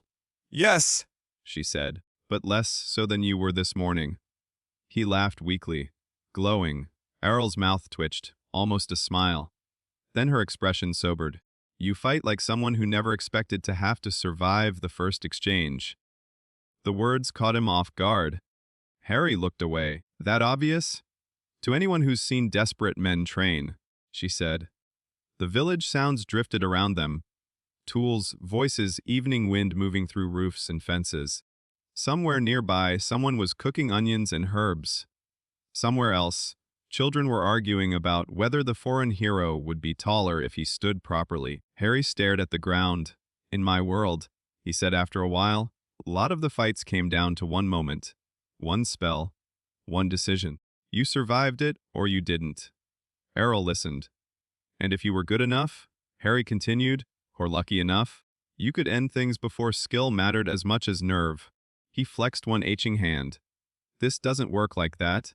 No, Hyrule said. Here, surviving the first exchange only means you've earned the right to face the second. That sat with him in silence. Because it wasn't just sword fighting, was it? It was Hyrule. Voldemort had been a war with an ending. A monster with a name, a face, a prophecy, a final duel. Ganondorf felt different already, older. Not a single moment. A burdened history. A kingdom learning again and again how to endure something that never quite stayed dead. Harry looked out over the village roofs toward the distant dark line of the horizon, where somewhere far beyond sight the corrupted castle waited. I'm not ready for him, he said quietly. Hyrule did not soften the truth. No, she said. You aren't. He nodded once. It should have felt like failure. Instead it felt like orientation, a map point, something solid to stand on. Hyrule planted the practiced sword back in the rack and looked at him. But you're here, she said. So stop measuring yourself against the end of the story. Learn the next step. Harry looked at her. The words were simple, practical, entirely unlike prophecy. Maybe that was why they helped, he nodded. Right. Next step. As if summoned by the phrase, Fi appeared at the edge of the yard in a shimmer of white only Harry noticed. Her gaze moved from his stance to the training swords to the set of his shoulders. Your posture remains inefficient, she said. Harry sighed. Of course. However, your shield integration has improved by 12%. Hyrule, unaware of Fi but clearly reading his expression, frowned. What? Nothing, Harry said. Just being criticized by a very specific part of my day. Hyrule decided not to ask, which Harry appreciated. The evening light deepened toward gold. For the first time since arriving in Hyrule, Harry felt something steadier than urgency begin to form beneath everything else. Not certainty, not heroism. Foundation. He was still a foreigner. Still chosen for reasons he barely understood. Still carrying a blade older than kingdoms, and a wand that sulked in another world's magic. But now he also knew this. He could not defeat Ganondorf by being the boy who survived impossible odds. He would have to become something else. Something trained. Something deliberate. Something capable of carrying both shield and sword without mistaking courage for chaos. And as the sun sank over Hateno and the village carried on around him, Harry Potter began to understand that Hyrule was not going to hand him a legend. It was going to make him earn one. That night, Harry dreamed in gold. Not the warm gold of the Gryffindor common room fire. Not the old, mournful gleam of the snitch opening in his hand. This was something purer and stranger. A living radiance stretched across darkness like a bridge no mortal eye was meant to see for long. He stood in a vast chamber of light with no walls. The ground beneath him appeared to be water, except it did not ripple under his weight. It shone instead, smooth and luminous, reflecting a sky that was not a sky but a shifting field of symbols, triangles, wings, circles of script, fragments of constellations he did not know. Far away, beyond the golden haze, stood the outline of towers buried in memory, a castle, a temple, a kingdom reduced to idea. Harry looked down at himself. He was dressed as he had been in Hateno after training. Travel, worn tunic, bracers, shield at his side, the master sword resting in its scabbard. The elder wand remained at his belt beneath the cloak, though its presence felt dim here, like an object listening from another room. The sword, however, was bright. It pulsed softly against his hip, as if it had already known where he was long before his mind caught up. You have entered a sacred relay of the royal sealing field, said Fee's voice from nowhere and everywhere at once. Harry turned. She stood several paces away, her pale form almost disappearing into the surrounding light. For once, even her usual impossible composure seemed altered, not weaker. Reverend, am I asleep? Harry asked. Partially. That's not helpful. It is the most accurate available description. Your body remains in Hateno village. Your consciousness has been drawn through resonance between the blade, the royal power, and the active pressure of the castle seal. Harry stared at her, and this is happening because... Fi looked beyond him. Because she has noticed you. The light changed. Not dimmed, focused. A path opened through the golden haze, narrow at first and then widening as it came forward, as though the radiance itself were making way for someone more important than either of them.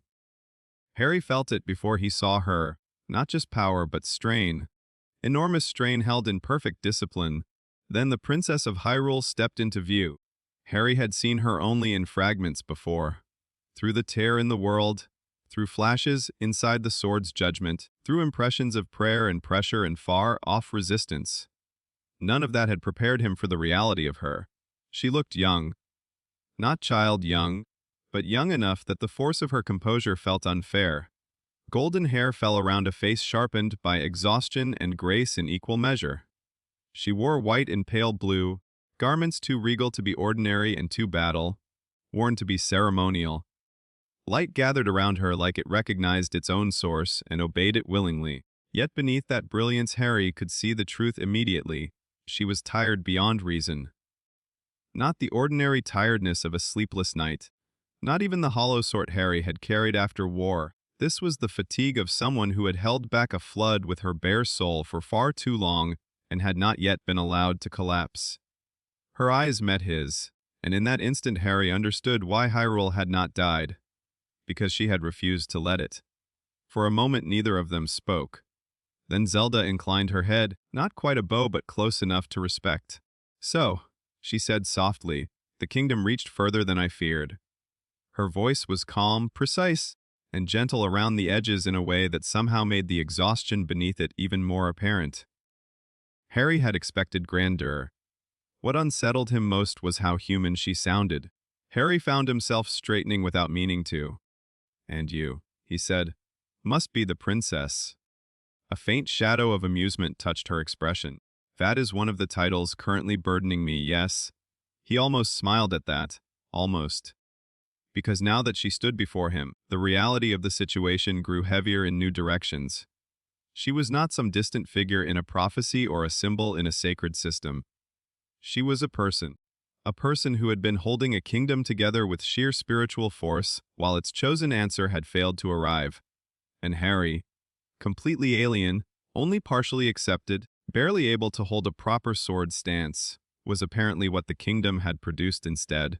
Zelda studied him carefully. "Harry Potter," she said, "foreign bearer of the blade, survivor of another war, marked by death yet not ruled by it." Harry blinked. Word travels quickly in sacred dream spaces, apparently. It does when the sword carries the message. That made him glance instinctively at Fi, who remained impassive. Zelda took another step closer. The blade stirred, the seal shifted, and the corruption within the castle reacted with immediate hostility. There was no longer any doubt that someone had drawn the master sword. She paused, gaze moving over him not as a court might examine a champion, but as a commander might assess an unexpected ally who had fallen from the sky and complicated all existing plans. "You are not the hero I expected." Harry let out a breath that might have been a laugh. That's becoming a theme. Zelda's eyes softened slightly. "No," she said, "a fact. But facts are not always disappointments." That landed more gently than it had any right to. Harry folded his arms. "You don't sound especially surprised by any of this." "I have been containing the concentrated hatred of an ancient king while my kingdom crumbles around me," Zelda replied. At a certain point, surprise becomes a luxury. That was, Harry thought, very fair. Silence stretched between them for a moment, not awkward but careful. Then Zelda looked directly at the Master Sword again, and her expression changed in a way Harry did not miss. Not doubt, concern. "The bond is incomplete," she said. Harry nodded. Fi was kind enough to mention it several times. I'm sure she was. There was the smallest possible hint of dry humor there. Harry immediately liked her more for it. Zelda lifted one hand, and a soft lattice of golden light appeared in the air between them. Symbols spun within it, layers of circles, lines and angular marks, precise and beautiful and utterly incomprehensible. Harry stared. "That looks important." "It is the current state of the kingdom's sacred geometry," Zelda said, "or the part of it that remains stable enough to observe." Harry looked at the glowing construct, then back at her. "I'm going to need the version for people who did not grow up in magical architecture." Zelda nodded once. The simplest truth is this: Hyrule does not rely on one power. It survives through a balance. The royal line contains and seals. The blade opposes corruption directly. The chosen hero acts. The land itself responds to alignment between those forces. She moved her fingers slightly, and part of the construct darkened. Lines buckling around the symbol of the castle. Ganondorf has damaged that balance over centuries, not only through force, but through recurrence. Every return teaches the kingdom to endure him rather than truly escape him. Every victory weakens the same structure it preserves. Harry frowned. That sounds like a curse that learned how to become tradition. Zelda looked at him sharply. Yes, she said. That is closer to the truth than many scholars ever managed. The golden lattice shifted again. One bright node flared far to the side, detached from the expected pattern. Harry recognized it instinctively. That's me. It is, Zelda said. You were not part of Hyrule's design sequence. You do not fit the old line of prophecy, blood, or memory. That is why the kingdom reached for you only when its usual answer failed. Harry's expression tightened. Failed because he didn't come, he asked quietly. Zelda did not pretend not to understand the question. The hero Hyrule expected is absent from this age, she said. Whether delayed, lost, broken, or withheld by forces beyond my sight, I cannot yet determine. The pattern should have completed. It did not. When the sword's call found no rightful hand within the old design, the land widened its search. He let that settle. He had already guessed most of it. Hearing it spoken made the whole thing less mythic and more tragic. Hyrule had not grandly selected him because he was uniquely perfect. It had been cornered, and it found me, Harry said. Zelda met his gaze without flinching. Yes! Harry laughed once, quiet and rough. In my world, he said, that would be either deeply flattering or an extremely bad sign. In this one, Zelda replied, it is both. That almost got him. Almost. Instead, he looked back at the golden map of forces floating between them. So tell me the bad part. Zelda's face grew still. The bad part, she said, is that Ganondorf felt the bond change the moment you drew the blade. He may not yet know your nature, but he knows the system has altered. He will test you, probe the weaknesses of the sword, the seal, and your unfamiliarity with this land. He will not rush unless it benefits him. Harry thought of Voldemort then, but only briefly, because the comparison failed at once. Voldemort had been impatient beneath his theatrics, petty beneath his grandeur. He wanted fear. He wanted domination. He wanted immortality and spectacle. Ganondorf, if Zelda spoke true, wanted something colder, a kingdom ground down into certainty that resistance was temporary. Harry rubbed a thumb unconsciously across the old callus at the side of his hand, where a wand usually sat best. So he's not going to send everything at me all at once. No, Zelda said. That would acknowledge you as a threat before he understands you. Ganondorf does not grant that kind of respect carelessly. Comforting. It should not be, Zelda said, and for the first time there was iron in her voice. Underestimation from him is not mercy. It is strategy. Harry nodded once. He had expected as much. Then he looked at the construct again. And the good part, Zelda was quiet. Then she lifted her hand, and the bright node representing him shifted closer to the sword's symbol. Not fully merged, but moving. The good part, she said, is that the kingdom is changing in response to you already. Harry frowned. That sounds vague on purpose. It sounds incomplete because it is incomplete. Zelda replied, you are not simply carrying the Master Sword. You are introducing foreign magical logic into Hyrule's sacred field. The blade is adapting. The land is testing compatibility. So am I. Harry stared at her. You're testing me. Zelda did not deny it. I have to? That's fair, he said, though part of him still bristled on principle. And the verdict so far? She looked at him for a long moment. Honest, she said first. Burdened. More dangerous than you appear. Less prepared than you pretend. Harry made a face. Right. A gentler note entered her voice. And unwilling, which is often the safest foundation for power. He went still. Not because the words were dramatic, because they were true in a way few people ever bothered to say plainly. Dumbledore had understood pieces of it, Hermione might have too. But most of Harry's life had been spent around people who needed him willing whether he was or not. Zelda, apparently, preferred the unvarnished version. "You don't seem thrilled," Harry said. Her answer was immediate. "I am relieved," she said. Thrill would imply I wished this burden on anyone. The light around them trembled. It was subtle, but Harry noticed. Zelda noticed him noticing. "The seal is straining," she said calmly, though the calm cost her something. "I cannot hold this relay much longer."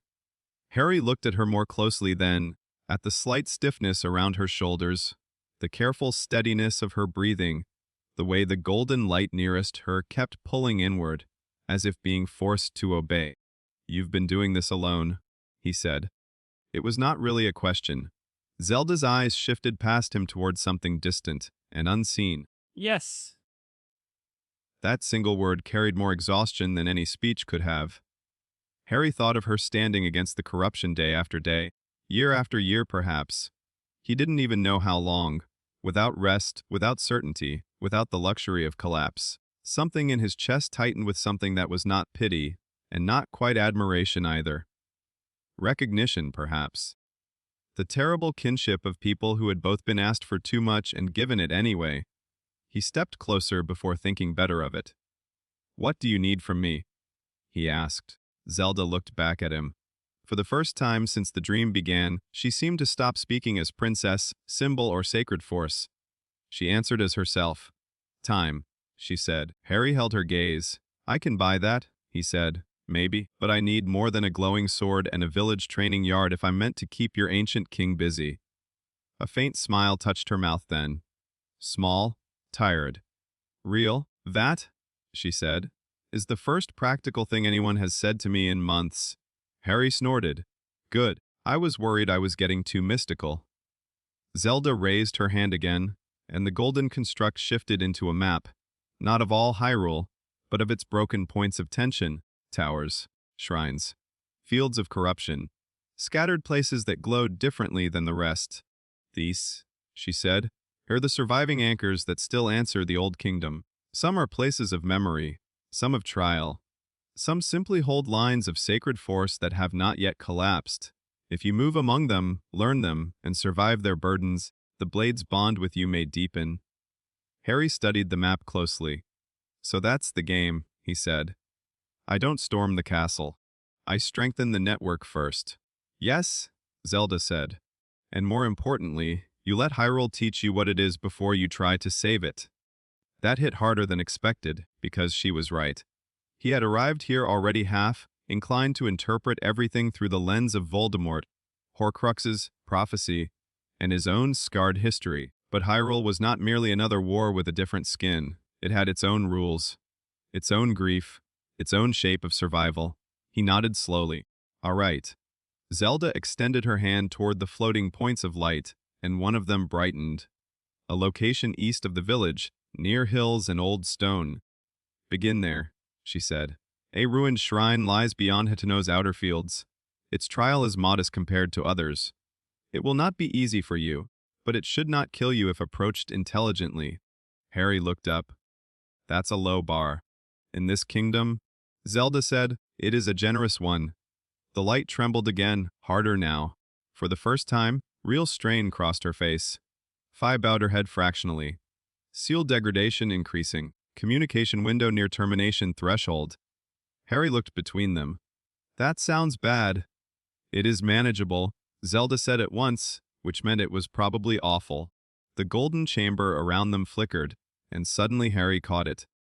The pressure beyond the light.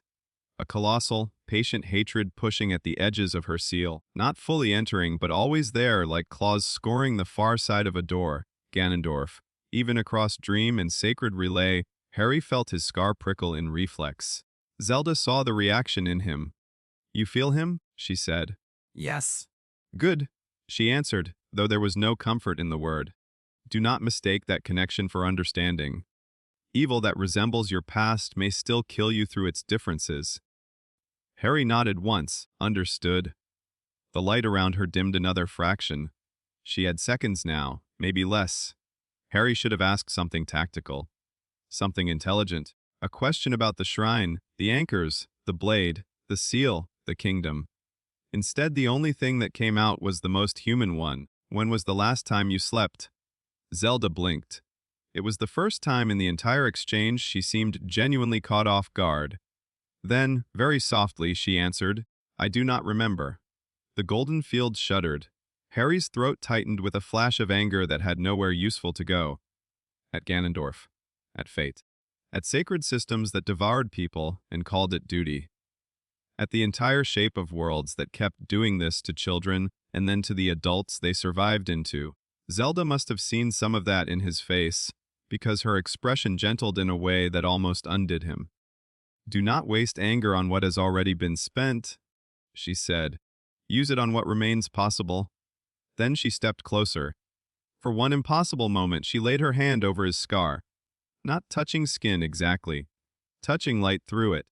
A cool pressure spread across his forehead, and the familiar phantom H left by Voldemort's history shifted under her power, like something being measured.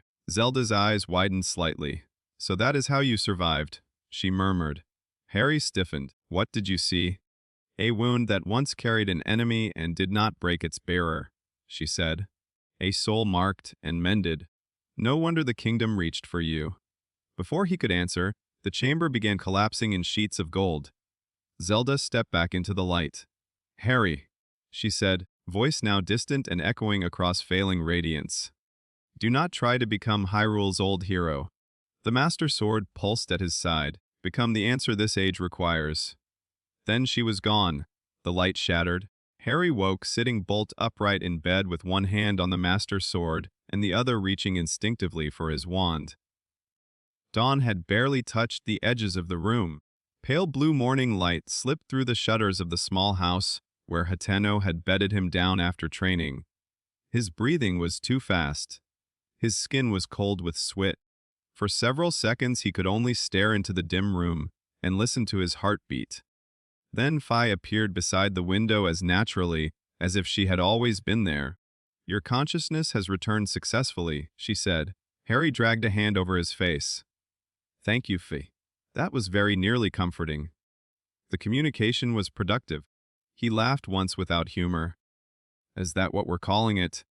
He swung his legs over the side of the bed and stood. Every muscle from yesterday's training protested immediately, which at least confirmed that some realities remained stable across dream revelations. Outside, he could already hear Hateno waking distant footsteps, a cartwheel turning, the soft cluck of birds, someone drawing water from a well. Ordinary life. And somewhere beyond it, a ruined shrine waited. Beyond that, more anchors, more lessons. More strain, more time to buy for a princess holding a kingdom shut with her bare soul. Harry went to the wash basin, splashed cold water on his face, and looked at himself in the faint reflective surface. Same scar, same eyes, same tiredness. But something had changed, not because Zelda had told him he mattered. Not because the kingdom had chosen him. Those things were already burdens. What changed was simpler. Now he had seen what he was buying time for, not just Hyrule in abstract. Her, the people in the village, the fields, the roads, the children whispering near fences, the old scholars living under maps, the guards with honest stances, the tired kingdom refusing to lie down. He dried his face and reached for the scabbard. When he fastened the Master Sword at his hip, the blade felt steadier than before, not stronger exactly, more aligned, as though the conversation in the golden chamber had not deepened his power but clarified his direction. A soft knock came at the door. Harry. Arl's voice. You awake? He opened it. Arl stood there already dressed for the road, spear over one shoulder, expression unreadable in the pale morning light. You look terrible, she said. Harry nodded. Had an educational nightmare with royalty. Arl stared at him for a beat. Then, apparently deciding that in his case this was somehow plausible enough not to question immediately, she said, Good. Paya wants to see you. And after that, if you can still walk, you're coming to the eastern fields. Harry stepped out into the cool dawn. The shrine, he said. Arl's eyes narrowed slightly. How did you know about that? Harry looked toward the horizon where the sun was just beginning to spill gold over Hyrule's broken land. Because a princess made of light had asked him for time. Because a kingdom was teaching him its shape. Because for the first time since falling into another world, he had a direction that felt earned rather than imposed. He looked back at Errol. "Call it a message," he said. Then Harry Potter, chosen by a kingdom that had run out of its old answers, followed the waking road into the next step of Hyrule's war. Paya's house was somehow even more chaotic in the morning. Harry had not thought that possible. But when he stepped through the doorway behind Errol, he found the central table buried beneath twice the number of scrolls, 3 new maps pinned over the old ones, 2 open books weighted down by a spoon, and what appeared to be a small carved bird, and a selection of strange objects arranged in an uneven row: a cracked lens, a blackstone tablet, a twisted bit of silver metal, and a polished wooden box with sacred symbols burned into its lid. Paya herself stood in the middle of the room wearing spectacles so narrow and severe they made her look even more dangerous. "You're late," she announced. Harry glanced at the window. Dawn had barely lifted. "I was asleep 5 minutes ago." "Then you were wasting time inefficiently." Errol moved to the side with the expression of someone who had long ago decided arguing with Paya before breakfast was a battle lost to history. Harry looked at the table. "This feels ominous." "It is," Paya said. "Set." He sat. Immediately regretted it, because now the entire arrangement on the table felt designed to surround him. The old woman took the seat opposite, folded her hands, and fixed him with a stare so bright and focused it made most interrogations he'd faced in the ministry seem amateurish. Arl remained by the door, arms folded. Paya pointed at the elder wand tucked at Harry's belt. "Start with that." Harry blinked. "Good morning to you too." "The sword I understand," Paya said, "at least within accepted sacred frameworks, ruined prophecies, and the increasingly irritating tendency of destiny to improvise. But that thing," she pointed again, sharper this time, "is not Hylian, not Sheikah, not Zonai, not any relic system I have cataloged, and yet it reacted to the blade strongly enough that even I could feel the disturbance yesterday when you entered the village." Harry went still. "You felt that?" "Boy, half the village felt that. They simply lacked language for it." Errol glanced at him. "You didn't notice?" "I was busy trying not to faint from training." Paya made an impatient gesture. "Explain the relic." Harry looked down at the elder wand. Under ordinary circumstances, he would not have wanted to discuss it. Not with strangers. Not with anyone, really. The wand was a history of blood disguised as power, a weapon that promised too much to the wrong kind of mind. Even after everything, even with its allegiance resting in him, Harry disliked carrying it. But this was not Hogwarts, not the Ministry, not a world in which pretending dangerous objects did not matter had ever led to wisdom. So he gave them the truth. Not every detail, not the full winding tale of Antioch Peverell, Grindelwald, Dumbledore, Draco, and the absurd, terrible line of ownership that ended with Harry holding the world's most infamous wand after a war that had killed too many people. But enough. He explained what a wand was in his world. A focus. A partner of sorts. He explained cores, wood, allegiance, and the way magic flowed through structure and will. He explained that the Elder Wand was different. Older, stronger, more temperamental, more dangerous because it amplified not only power, but intent sharpened to command. He told them it belonged to a group of relics called the Deathly Hallows, objects tied to myth, sacrifice, and mastery over different boundaries men were never meant to rule too easily. When he finished, silence settled over the room. Paya was no longer leaning forward. She sat very still. Arl's brow had drawn down in the same expression she wore when hearing news too important to respond to quickly. At last Paya said, "And the other two." Harry's hand moved, almost unconsciously, to his pocket. "The stone lets you call the dead," he said carefully. "Not truly bring them back, more like invite echoes. Presences. Enough to speak? Enough to remember why they mattered." Errol's face tightened. "That sounds cruel." "Yes," Harry said. "It can be." "And the cloak?" Paya asked. Harry reached up and drew the invisibility cloak from around his shoulders. It pooled over his arm like shadow given fabric form, dark and lightless in a way that seemed to bend the room slightly around it. Paya's eyes widened despite herself. It hides the wearer completely, Harry said. Not a charm, not an illusion. The real thing. Paya did not reach for it. That, more than anything, made Harry trust her a fraction more. Instead, she stared at all three relics in relation to the sword at his side. Then she looked up. So, she said quietly, the kingdom did not merely call a foreign warrior. It called a bearer of death relics. Harry gave a humorless smile. That's one way to make me sound more alarming than I already feel. Paya ignored the attempt at levity. The sacred blade did not reject them, it objected, Harry said. Or if I did. Hard to tell where one ends and the other begins sometimes. But no, it didn't reject them. Not completely. Paya stood abruptly and began pacing. That should be impossible, she muttered. Or at least deeply offensive to the older systems. Sacred blades do not usually tolerate artifacts built around dominion over death. Entire theologies have collapsed over less. Errol frowned. Speak plainly. Paya wheeled back toward them and stabbed a finger toward the master sword.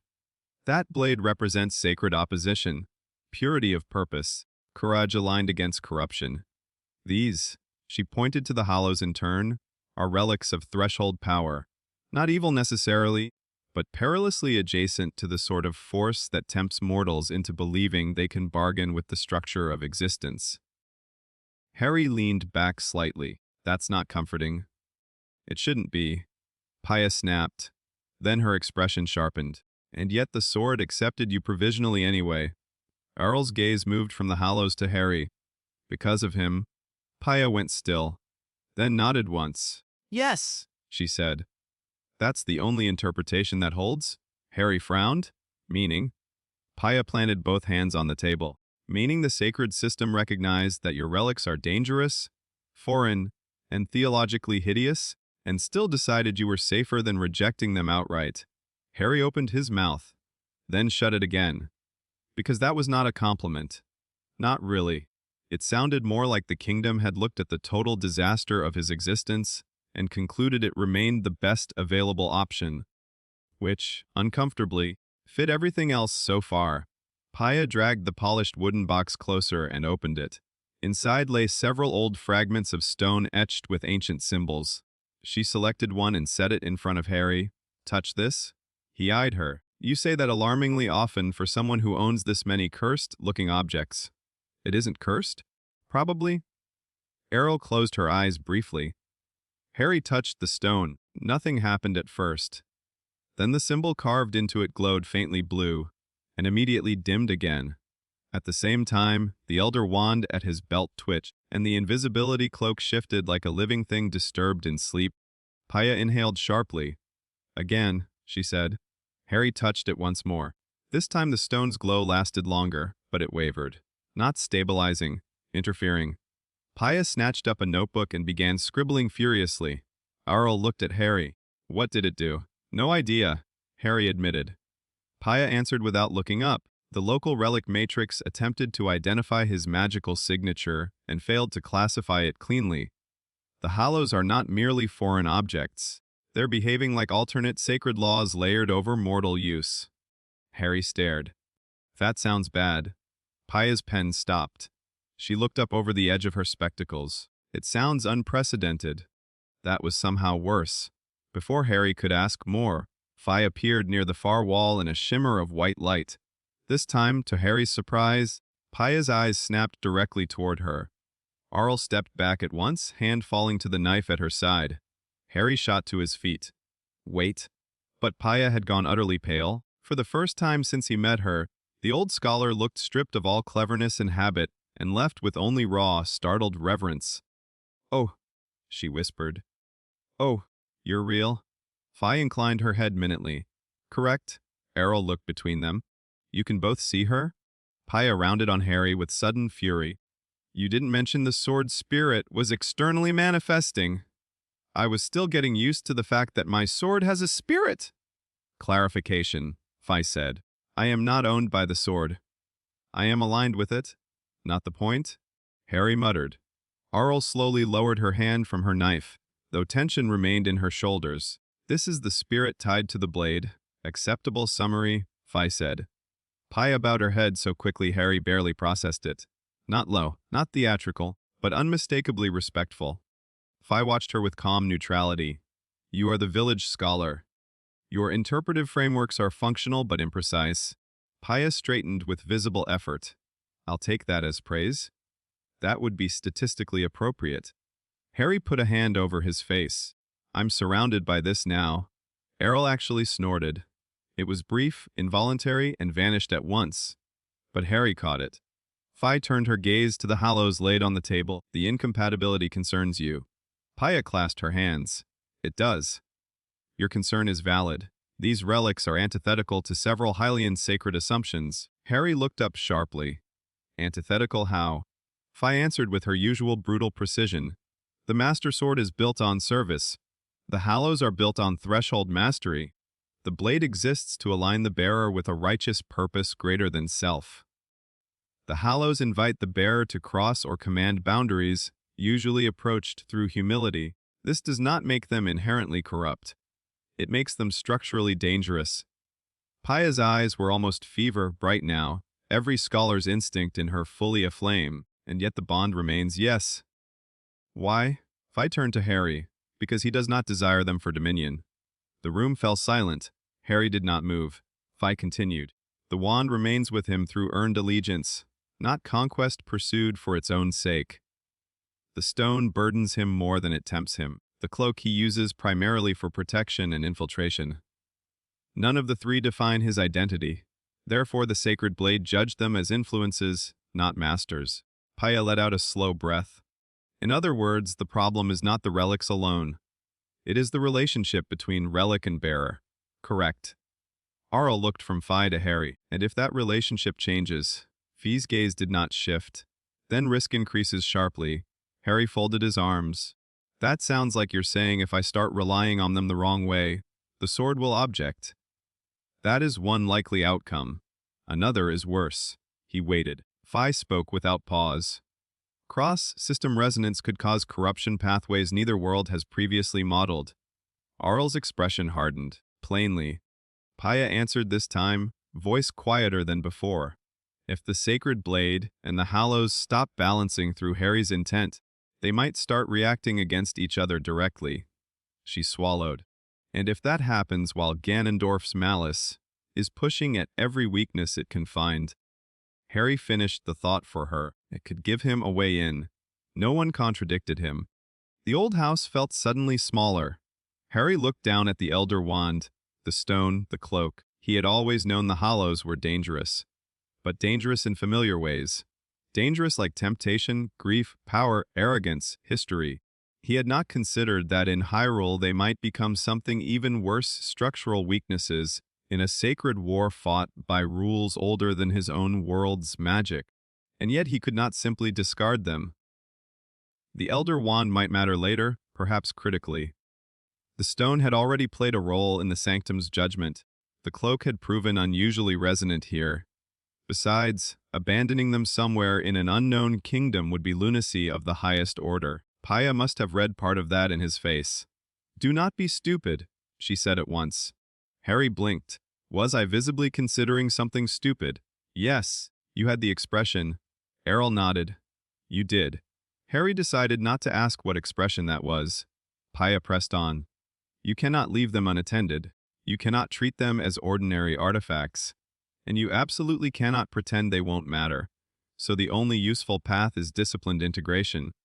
Harry exhaled slowly, meaning I have to learn how these things behave here before Ganondorf learns faster. Exactly, Paya said. Phi inclined her head. The scholar is correct. Observation before fusion. Use before enhancement. Judgment before ambition. Harry looked at her. You say that like you think I'm already plotting something catastrophic. You are a war survivor carrying 4 legendary relics at once. Catastrophic possibility is baseline. He glanced at Arl. I hate how often she's technically right. Arl shrugged. That's because she sounds like Paya. Blasphemy. Paya muttered, though she did not seem entirely displeased. A knock sounded at the door before anyone could answer. All 4 of them turned. One of the village boys stood outside, breathless from running. Errol! The Eastern Watch says there's movement near the old shrine. More than usual. They sent me to fetch you. Errol's posture changed instantly. The guard replaced the listener. How many? Didn't say. Just that the fields are stirring and some of the old stone glows are waking up. The boy noticed Harry then Fi, and promptly decided asking questions was above his pay grade. Arl nodded once. Go tell them I'm coming. He sprinted away. Silence lingered only a heartbeat. Then Paya rolled up one of the maps and thrust it into Harry's hands. Take this. He caught it automatically. What is it? Shrine paths, old field routes, and notes on known active remnants east of the village. She turned to a shelf, snatched down a leather satchel, and shoved that at him too. Food cord, spare wrappings, a torch, and 3 things you are not to drink unless you are actively dying. Harry looked in the satchel. You packed all this already. Paya stared at him, as if he had personally offended scholarship. You had a prophetic meeting with a half-sealed princess after drawing the sacred blade in a kingdom under apocalyptic stress. Of course I packed already. That, he decided, was also fair. Arl moved to the door. We'll leave in 2 minutes. Harry blinked. What? She gave him a flat look. You think I'm letting the village's foreign chosen swordsman wander into an active shrine field alone on his 2nd day? When you put it like that, it sounds obvious. Al finished. Fi's light shifted slightly. Recommendation: retain the cloak. It may prove useful near shrine boundaries. Do not deploy the stone unless necessary. Refrain from high output wand casting until environmental stability is assessed. Harry stared at her. I'm sorry, did you just give me field instructions? Yes. Paya pointed at him with alarming force. And listened to them. There. The sword. All of it. I'm adapting. Harry tucked the map into the satchel and fastened it over one shoulder. Then he looked at the table one last time, at the hollows and the sword and the weight of what had just been said. Not just that he was carrying powerful relics, that he was carrying systems. Different philosophies of magic, death, duty, and power, all forced into one person because 2 worlds had crossed in crisis. It was absurd. It was dangerous. It was, unfortunately, his problem. He reached for the cloak first and settled it over his shoulders. Then he tucked the stone back securely into an inner pocket and adjusted the Elder Wand at his belt. Last, he fastened the Master Sword at his side. The familiar pulse of the blade answered at once. Not approval. Readiness. Arl watched the sequence with narrowed eyes. You always arm yourself in that order? Harry frowned. I hadn't noticed I had an order. You do now. He considered that, then nodded. Good to know. Paya moved closer as he turned toward the door. For all her sharpness, when she spoke next her voice had lost its edge. Harry. He looked back. The old scholar's gaze flicked once to the sword, then to the satchel, then finally to his face. Do not let the hollows convince you that old power is the same thing as rightful power, she said. And do not let Hyrule convince you that being chosen means being consumed. Both worlds have a bad habit of asking too much from boys who survive. Harry went still. For a moment he could not answer. Then he nodded once. I'll keep that in mind.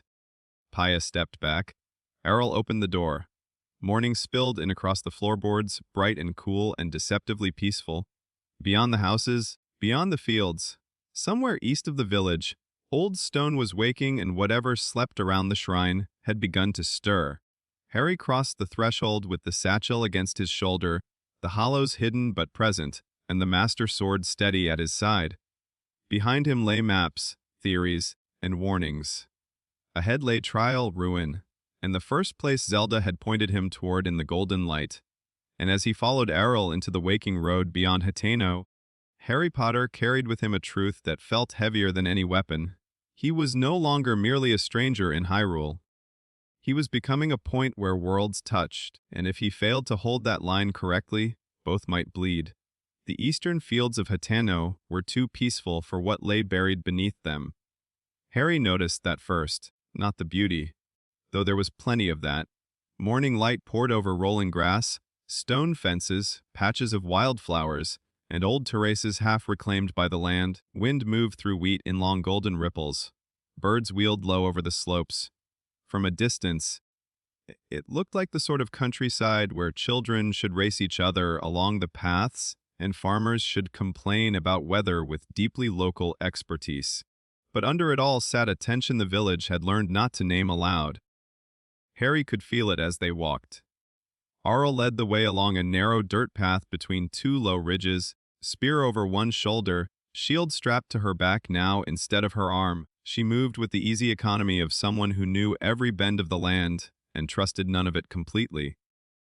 Harry followed a half step behind, satchel against one hip, master sword at his side, the cloak resting over his shoulders in a dark fold that seemed to absorb the morning. Fi drifted beside him in silence for much of the walk. At last Harry said, "You've gone very quiet." "I am observing environmental resonance," she replied. "That sounds ominous." "It is not intended to be comforting." Harry glanced sideways at her. "You keep setting that bar unusually low." Errol, who could not hear Fi, looked back at him. "Talking to the sword spirit again?" Harry nodded. Errol considered that. "Is she helpful?" He thought about it. Thought about Fi's relentless accuracy, her refusal to soften anything, the way she delivered catastrophic information with the same tone one might use to discuss weather. "Yes," he said, in the most irritating way possible. That earned the smallest ghost of a smile from Errol. The path curved around a rise, and the shrine came into view. Harry stopped. It did not look like the ruined temple on the plateau. It looked older in a different sense, less exposed, more swallowed. Half the structure had sunk into the earth, leaving only a dome of pale stone and an angular entrance protruding from the hillside like the crown of something buried with too much dignity to disappear completely. Blue lines pulsed faintly along its surface in complex patterns, lighting and fading like a heartbeat. Around it, the field had gone strangely still. The wheat nearby bent less in the wind. The birds kept wide of it. Even the sunlight seemed to land more carefully there, and scattered across the slope leading to the entrance stood rows of weathered stone markers. Not graves exactly, not in the shape Harry knew, but memorials all the same, dozens of them, maybe more. Arl's expression had tightened by the time Harry looked at her again.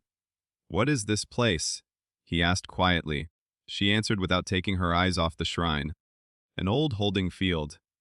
Years ago, before Hatano settled where it is now, this ground was used to gather those who fell in the eastern raids. Some were buried. Some were only remembered." Her voice stayed level, but only because she was making it. When the calamity spread, the old shrine at the field's edge went dormant. Since then, people come here to leave offerings. Or names. Harry looked back at the markers. The title Zelda had not spoken, but the chapter of the world had chosen anyway settled over him all at once. "Trial of the Silent Dead, right?" he murmured. Arl glanced at him. "What?" "Nothing good."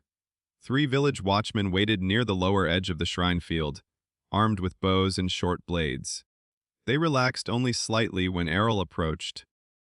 Then they noticed Harry, then the sword, and whatever they'd been about to say tangled itself into a different kind of caution. One of them, a broad-shouldered man with a scar across his chin, nodded toward the shrine.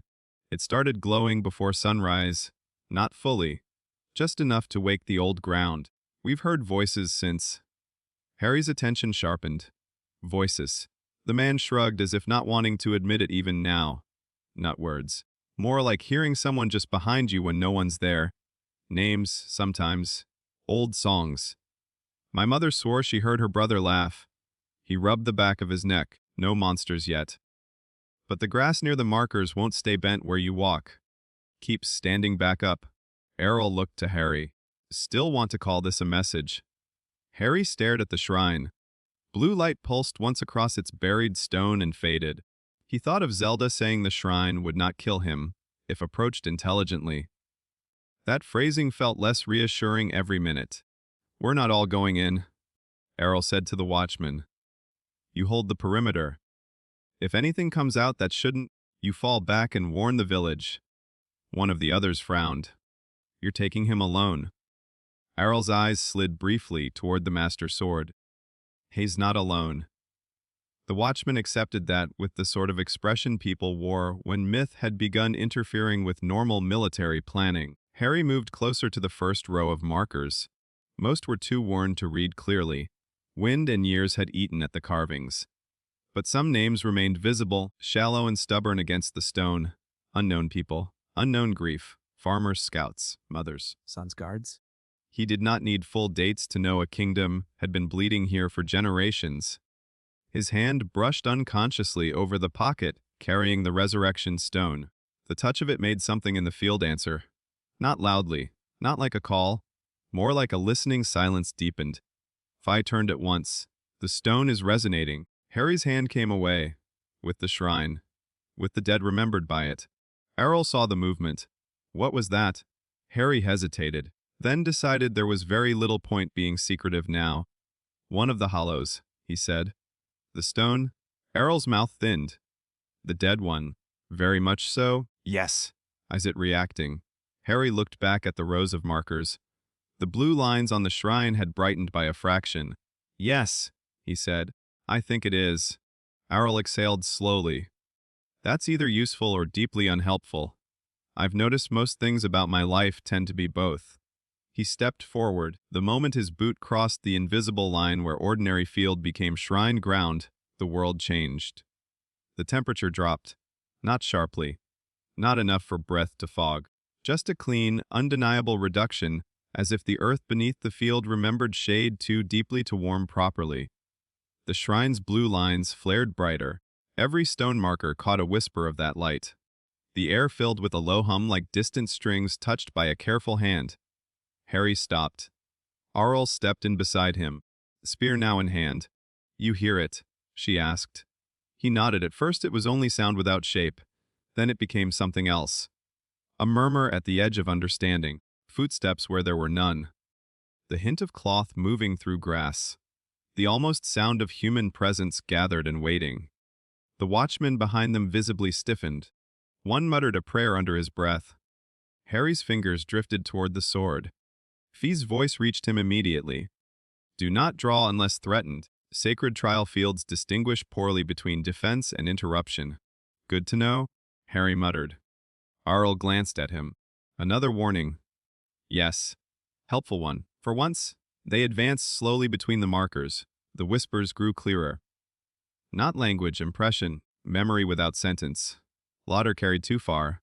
A child calling from a field. Boots running on stone. The sound of someone singing badly and being told to stop. None of it loud enough to be frightening on its own.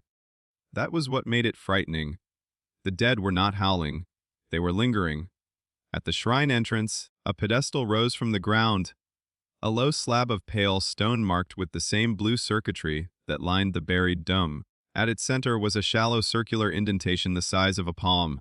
Harry looked at it, then at the pocket where the stone rested. No, he said quietly. Errol frowned. What? Please tell me there's another way to open this. Before she could answer, the blue lines across the shrine lit in full, racing outward in brilliant patterns. Wind tore across the field. Every stone marker flared. The murmurs sharpened all at once into a chorus of unheard voices, and from between the memorial stones, shapes began to rise. The watchman shouted behind them. Harry spun. Figures of pale blue light were stepping into being among the rows. Not monsters, people, transparent, half-formed, made of shrine light and memory. A woman with a bow across her back. A young man carrying a broken spear. An old guard with one arm ending at the elbow. None of them looked directly at the living. They simply emerged and began walking toward the shrine in quiet procession, as though answering a call older than fear. Auril went white. Goddess preserve us, she whispered. One of the watchmen dropped to one knee. Harry stood frozen.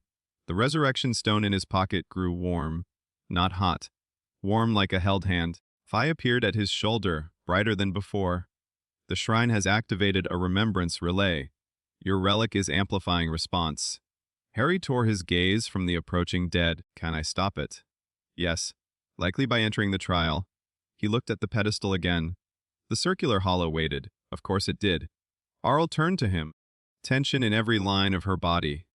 If this is your doing, it's not deliberate. That's not reassuring. It never is? The procession of spirits continued. They moved past Harry and Auril without harm, each one pausing for the briefest instant before the pedestal, then dissolving into blue motes that vanished into the shrine's stone. Not trapped, not consumed, received. Harry swallowed. The stone pulsed again. He knew then with perfect certainty that the shrine was not asking for the Master Sword. It was asking for the hollow tied to death. He could refuse. He could draw the blade, cut his way inside, try to outsmart a sacred mechanism built by a civilization that considered ancient geometry a casual hobby, or he could admit the truth. This trial was built for him now, not in origin, in resonance. He reached into his pocket. Errol caught his wrist immediately. Wait, Harry looked at her. For the first time since they met, the guard's composure had cracked enough for naked feeling to show through. Whatever that thing does, she said, glancing at his closed hand. If it calls them back wrong, I need to know before you use it. Harry looked past her to the drifting, silent dead, then back. It doesn't bring people back, he said quietly.